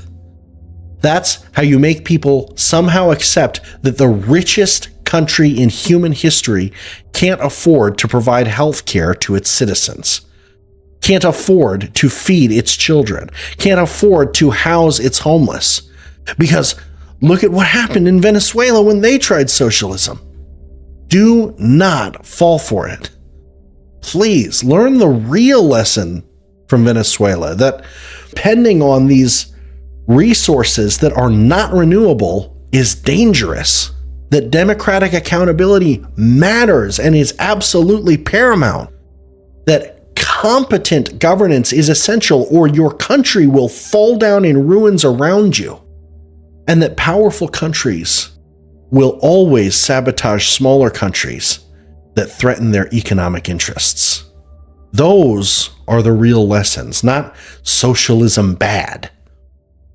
So with all of that being said, I want to tell you about my own journey. Because everything I have told you about over the last couple of hours, all the history and the statistics and the examples, means absolutely nothing if I can't connect it to what matters most to me. And what matters most to me is Jesus. I'm a Christian. I follow Jesus. And it was following Jesus, actually reading what he said and taking his words seriously, that led me to socialism. It was not Marx or Lenin or any kind of economic theory like that or any kind of political ideology. It was Jesus. And I want to make something really clear here, because I have talked a lot about workers' rights and socialism, but the truth is, in very many ways, I am a conservative. I believe in traditional values. I think the nuclear family is something to celebrate and aspire towards. I believe in communities and personal responsibility and moral standards, and heck, I'm a Christian. All of these things are associated with conservative values and conservative ideals. But I am also a socialist, and I'm ready to say that now, because when I read what Jesus actually said, and not what the screaming pastor says or what the Christian nationalist politician says, but what he himself actually said in the red letters, there is no other conclusion you can reach. Jesus was a radical, and his radical message frequently was about economics, about power, about inequality, and how we should treat the least among us. I want to read you some direct quotes from Jesus, and I want to hear what you have to think about it. Matthew 19:24. It is easier for a camel to go through the eye of a needle than for a rich person to enter the kingdom of God. He did not say it is really hard for a rich person to enter the kingdom of God. He did not say it is super challenging or you need a lot of skill to do it. He said it is easier for a camel to go through the eye of a needle. That is an impossibility. It is literally impossible. Jesus is saying initially that it is literally impossible for the rich to be saved.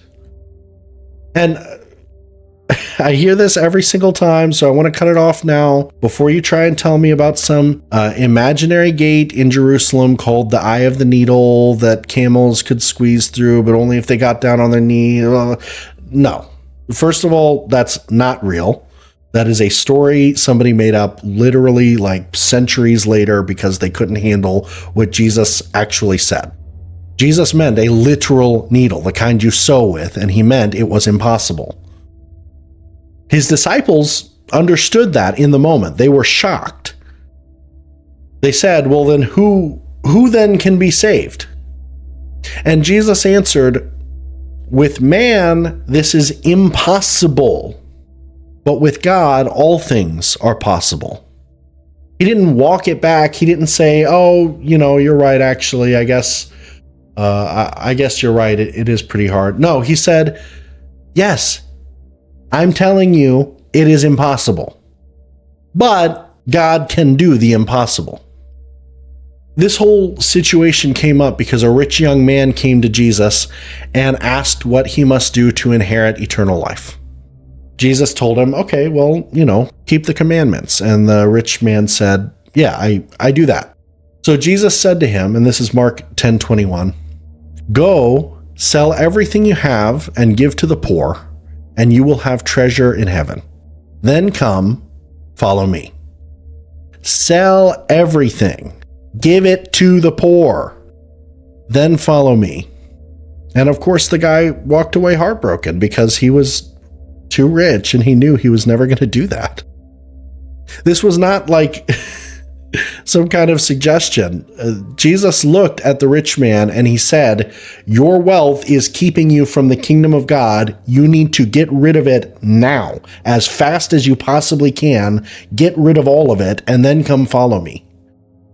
In the Sermon on the Mount, it's Matthew chapter 6, verse 19 through 21. Jesus said, do not store up for yourselves treasure on earth, where moths and vermin destroy, and where thieves break in and steal. But store up for yourself treasures in heaven. For where your treasure is, there your heart will be also. He was not telling you to invest in mothballs and a good safe. He was saying, don't accumulate wealth. Don't hoard resources. Your treasure should be in heaven, not in bank accounts and stock portfolios. And then later on, Matthew 6:24, he says, no one can serve two masters. Either you will hate the one and love the other, or you will be devoted to the one and despise the other. He said, you cannot serve God and money. You cannot do it. In Luke chapter 12, verses 33, Jesus said, sell your possessions and give to the poor. Provide purses for yourselves that will not wear out, a treasure in heaven that will never fail. Again, sell your possessions, give it to the poor. Luke chapter 6, verses 20 and 21, Jesus said, blessed are you who are poor, for yours is the kingdom of God. Blessed are you who hunger now, for you will be satisfied. The poor inherit the kingdom. The poor. And then, just a little later, Luke chapter 6, verses 24 and 25. But woe to you who are rich, for you have already received your comfort. Woe to you who are well fed now, for you will go hungry. Woe to the rich. Woe to the rich. Not, hey, be careful if you're rich. No, woe unto you. If you are rich, you have already received your comfort. Done. It's over. Sorry. Do not pass go. You already collected 200. That's it. In Luke chapter 16, verses 19 through 31, Jesus told the parable of the rich man and Lazarus. A rich man lived in luxury while a poor beggar named Lazarus lay at his gate, covered in sores, longing to eat scraps from the rich man's table. They both died. Lazarus went to heaven. The rich man went to hell. When the rich man cried out for relief, Abraham came to him and said, remember that in your lifetime you received your good things, while Lazarus received bad things. But now he is comforted and you are in agony. The rich man went to hell. In that story, it does not say the rich man was a really bad guy and he went to hell because he was really awful.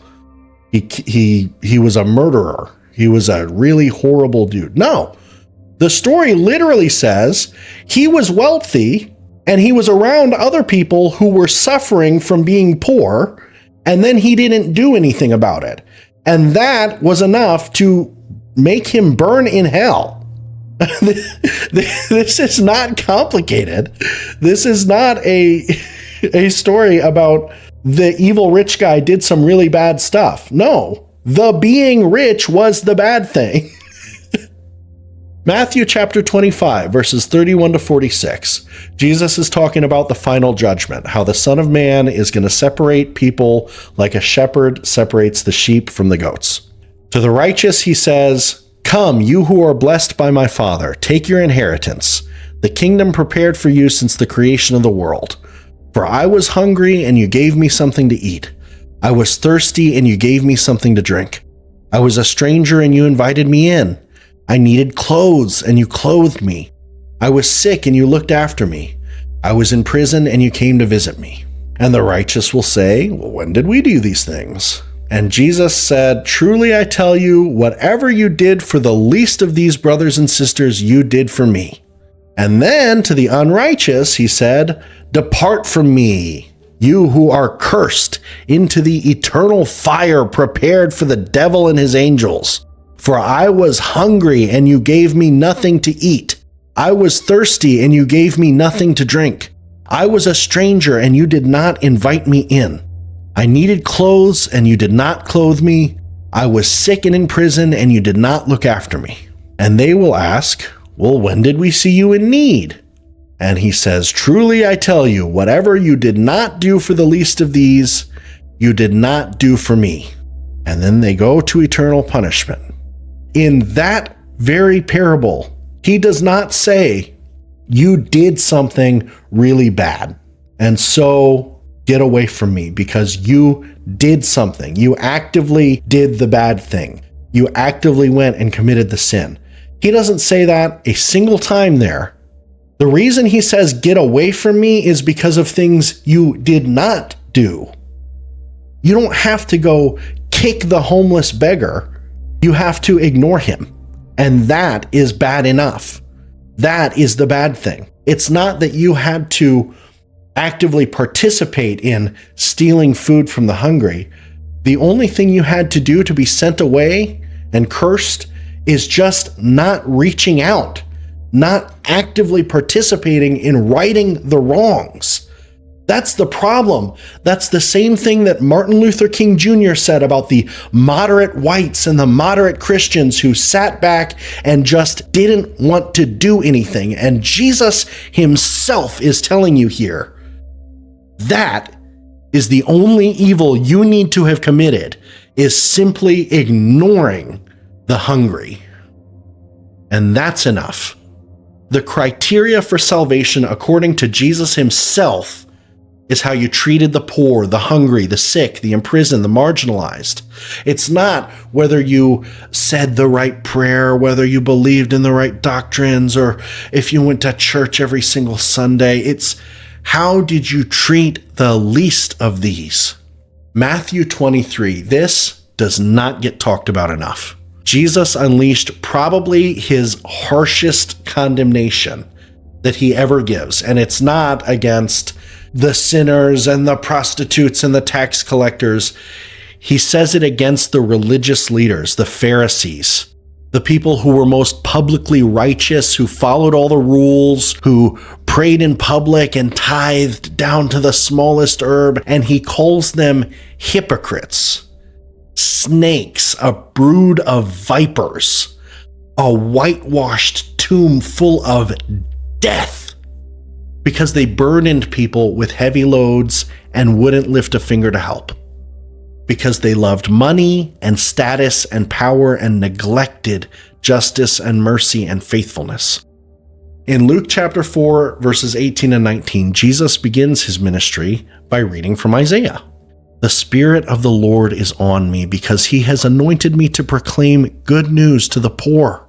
He has sent me to proclaim freedom for the prisoners and recovery of sight for the blind, to set the oppressed free, to proclaim the year of the Lord's favor. Good news to the poor, freedom for prisoners, liberation for the oppressed. That was Jesus's mission statement. That's what he came to do. Not to make rich people feel really comfortable, not to bless America, not to endorse capitalism and the free market. So when I read what Jesus actually literally said himself, what kind of conclusion am I possibly supposed to reach? That Jesus loves capitalism? That he's all about billionaires being able to hoard wealth while children go hungry? That he's okay with a system that just absolutely grinds the poor into dust so that the rich can get richer? No, Jesus was a socialist. And I know it gets confusing when you're trying to apply these modern labels. Okay, not in a modern political sense. I get that. He wasn't advocating for a particular form of government or economic system or whatever. Those didn't exist back then. But his values, his teachings, his worldview, the words he himself said, he was advocating for collective care, for wealth redistribution, for abolition of class hierarchy, for the primacy of human need over profit. The early church actually understood this. In Acts, the early chapters of Acts, it talks about the early Christian communities. In Acts chapter 2, I think it's verses 44 and 45, it describes the early Christian communities saying that all the believers were together and had everything in common. They sold property and possessions to give to anyone who had need. Everything in common. Selling all their possessions, sharing with those in need. Gosh, that kind of sounds like socialism to me. I mean, that's the definition of socialism. Communal ownership? To each according to their need? I mean, that's Acts chapter 4, verses 32 through 35. All the believers were in one heart and mind. No one claimed that any of their possessions was their own, but they shared everything they had. There were no needy persons among them, for from time to time those who owned land or houses sold them, brought the money from the sales, and put it at the apostles' feet, and it was distributed to anyone who had need. No needy persons among them. Because they shared. Because they understood that in the kingdom of God, nobody hoards wealth while other people suffer. It's not complicated. This is not some crazy dogma that you have to spend decades researching and figuring out the exegesis for. And I mean, this is simple. It is right there in very plain text if you just take Jesus at his literal word. But somewhere along the way, the church seems to have lost this. They got comfortable. They made peace with the empire, with wealth, with the powerful. We started telling ourselves that Jesus, gosh, he didn't really mean what he said about the rich, right? The camel and the needle, that's a metaphor. And the blessed are the poor. Well, gosh, he couldn't have meant real poors. Those guys are yucky. He probably meant like spiritual poverty. Parable of the rich man and Lazarus, that was just about, I don't know, making fun of people in hell. I mean, gosh, the church invented the prosperity doctrine, one of the most obscenely heretical teachings that God wants you to be rich, that wealth is a sign of God's blessing, and that if you're poor, it's because you don't have enough faith. There are few things that disgust me more than those millionaire TV evangelists. I mean, that is not Christianity. That is literally the exact opposite of what Jesus taught. Jesus said the rich will not enter the kingdom of heaven. Prosperity doctrine says God wants you to be rich. Jesus said, sell all your possessions and give it to the poor. The prosperity doctrine says God wants you to hoard your wealth and have abundance. Jesus said you can't serve God and money. But prosperity doctrine says that faithful Christians get to do both. It's a lie. Sincerely a lie. And even the churches that reject prosperity doctrine have made peace with capitalism. They've made peace with inequality.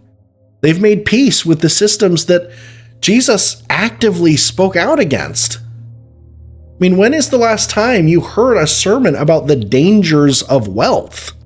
About Jesus' command to sell your possessions and give it to the poor? About the impossibility of the rich entering the kingdom? I mean, I don't know about you, but I haven't. Every time I hear somebody talking about Jesus saying that it's easier for a camel to get through the eye of the needle than the rich to get into heaven, it's so that they can make up some excuse on why he didn't actually mean what he said. Because pastors know that people with money in the congregation don't want to hear that. Churches need donations to keep the lights on, and challenging the wealthy means losing your biggest donors. So they soften Jesus, and they try and contextualize him and explain away the uncomfortable parts, but I can't do that. I won't do that. Jesus was unequivocal. Wealth is dangerous. The poor are blessed, and you will be judged based on how you treat the least among you. That is socialism. Not in like the Marxist sense or whatever. That's fine. I'm not a Marxist. But in the moral sense, in the ethical sense, in the how should we organize our society and our economy, that is socialism. Because socialism says people matter more than profit. Human needs come before private wealth. That we should take care of each other. We should share our resources. We should make sure nobody goes without while other people enjoy their excess. And that's exactly what Jesus said.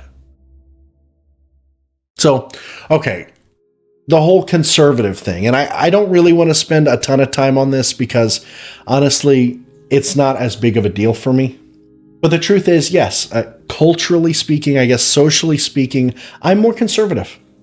And I am more than willing to have really nuanced discussions about all of this because that's where I live. I live in the nuance. I don't really ascribe to any one particular belief system that a party gives me. But I will say I do believe in valuing tradition to an extent. There are some aspects of culture war-like movements that I'm frankly uncomfortable with. I want to expand the tent of, I guess, economically progressive people, and I feel like in a lot of ways, when it comes to cultural leftism, that's not really compatible. I'm a socialist because I follow Jesus. I'm a conservative because I believe in tradition and, certain moral standards and that wisdom can be passed through generations. And I'm a Christian. That's not contradictory. Now for this final part, I really just want to speak from the heart here because one of the things that really tears me apart is the fighting. The powers that be have designed this economic system so that the elites and the owning class get to have unlimited wealth, and the rest of us have to fight for scraps. And in a zero-sum system, in a zero-sum game, if somebody else is winning, that means I'm losing. And so what they do is they try and highlight our differences, and they point out the conflicts that we can have, and they say, you're culturally different from you, and you're a different skin color than you, and you have a different background than you. And so they try and pit us against each other based on our differences. But I believe strongly and more than ever in my life that there is but one single great struggle that everyone in this country is a part of. And that is the class struggle. In the eyes of the elite and the rich, there is not black and white and Latino. There is not Native American and Jewish and Mexican. There is not liberals and conservatives, Republicans and Democrats. There is one defining feature always: rich versus poor. And there are so many more of us than there are of them. What we desperately, desperately need in this country is a revolution. I don't want to doll it up and call it something nice. I don't want to say we need a progressive movement no, we need a sincere, true, upending revolution. And the only way we are going to get that is by shedding all of these extra cultural identities that we have. There is no cultural difference between you and me. We are all on the same team against the ultra wealthy. That is the only cultural difference that has ever mattered. That is the only cultural difference that ever will matter. And so now I want to speak out to my fellow Christians. I want to talk especially to any pastors out there, because the Christian movement has allowed a cancer to grow, and it's called Christian nationalism. It is destroying everything that Jesus stood for. Christian nationalists have this belief that because America is a Christian nation and the American identity and the Christian identity are the same thing, that defending America and the systems that are currently in place is the same thing as defending Christianity. It wraps hatred in the flag. It baptizes bigotry in patriotic language to try and renew it. It claims that somehow opposing immigration and the poor and supporting war and violence and inequality is somehow Christian and patriotic. They wrap themselves in the flag while they tear down their fellow Americans. This is not what Christianity is about. Jesus said, love your enemies. Christian nationalism says you have to arm yourself and be ready to fight against them. Jesus said, blessed are the peacemakers. Christian nationalists worship our military might. Jesus said, welcome the stranger. Christian nationalists build walls and cages. This is not Christianity. This is idolatry. It's the worship of a nation over God, power over love, wealth over justice. Jesus said we will be judged by how we treat the least of these. And Christian nationalism is actively harming the least of these. I'm talking about immigrants, refugees, the poor, the sick, the hungry, the marginalized. So I'm calling on every single Christian who hears this. Resist Christian nationalism, not just by not embracing it. Call it out. Reject it. Fight against it actively. Stop going to churches that preach it. Stop supporting pastors who endorse it. Stop voting for politicians who pretend to be Christian to weaponize it. We have a calling to be shepherds, to speak the truth. The most divisive thing we could possibly do is stay silent while wolves in sheep's clothing tear our country apart. America was founded on ideals, on principles and the belief that all people are created equal, that they're endowed by their Creator with certain unalienable rights, that governments exist to serve the people, not to serve the powerful. When you support systems that betray those ideals, you are not being patriotic. It doesn't matter if you wrap yourself in the flag and wave a cross. Real patriotism means holding your country to its highest ideals. It means calling it out when those ideals are betrayed. It means fighting to make your country better, not defending it when it's wrong. Thank you so much for joining me on this incredible journey. I sincerely appreciate you. If you have listened this long, you are a superstar. And now I feel like you know me better than ever. So thank you sincerely for listening to this. I would be so honored if you would share this, leave a comment, leave a like. If this moved you in any way, let me know. I would love to hear it. If you agree or disagree, hit me up in the comments. I love to have a lively discussion there. As always, check the description for links to contact me, find me on other socials, send me a donation, whatever your heart desires. Until then, thank you so much for joining me for this episode, and I'll see you soon.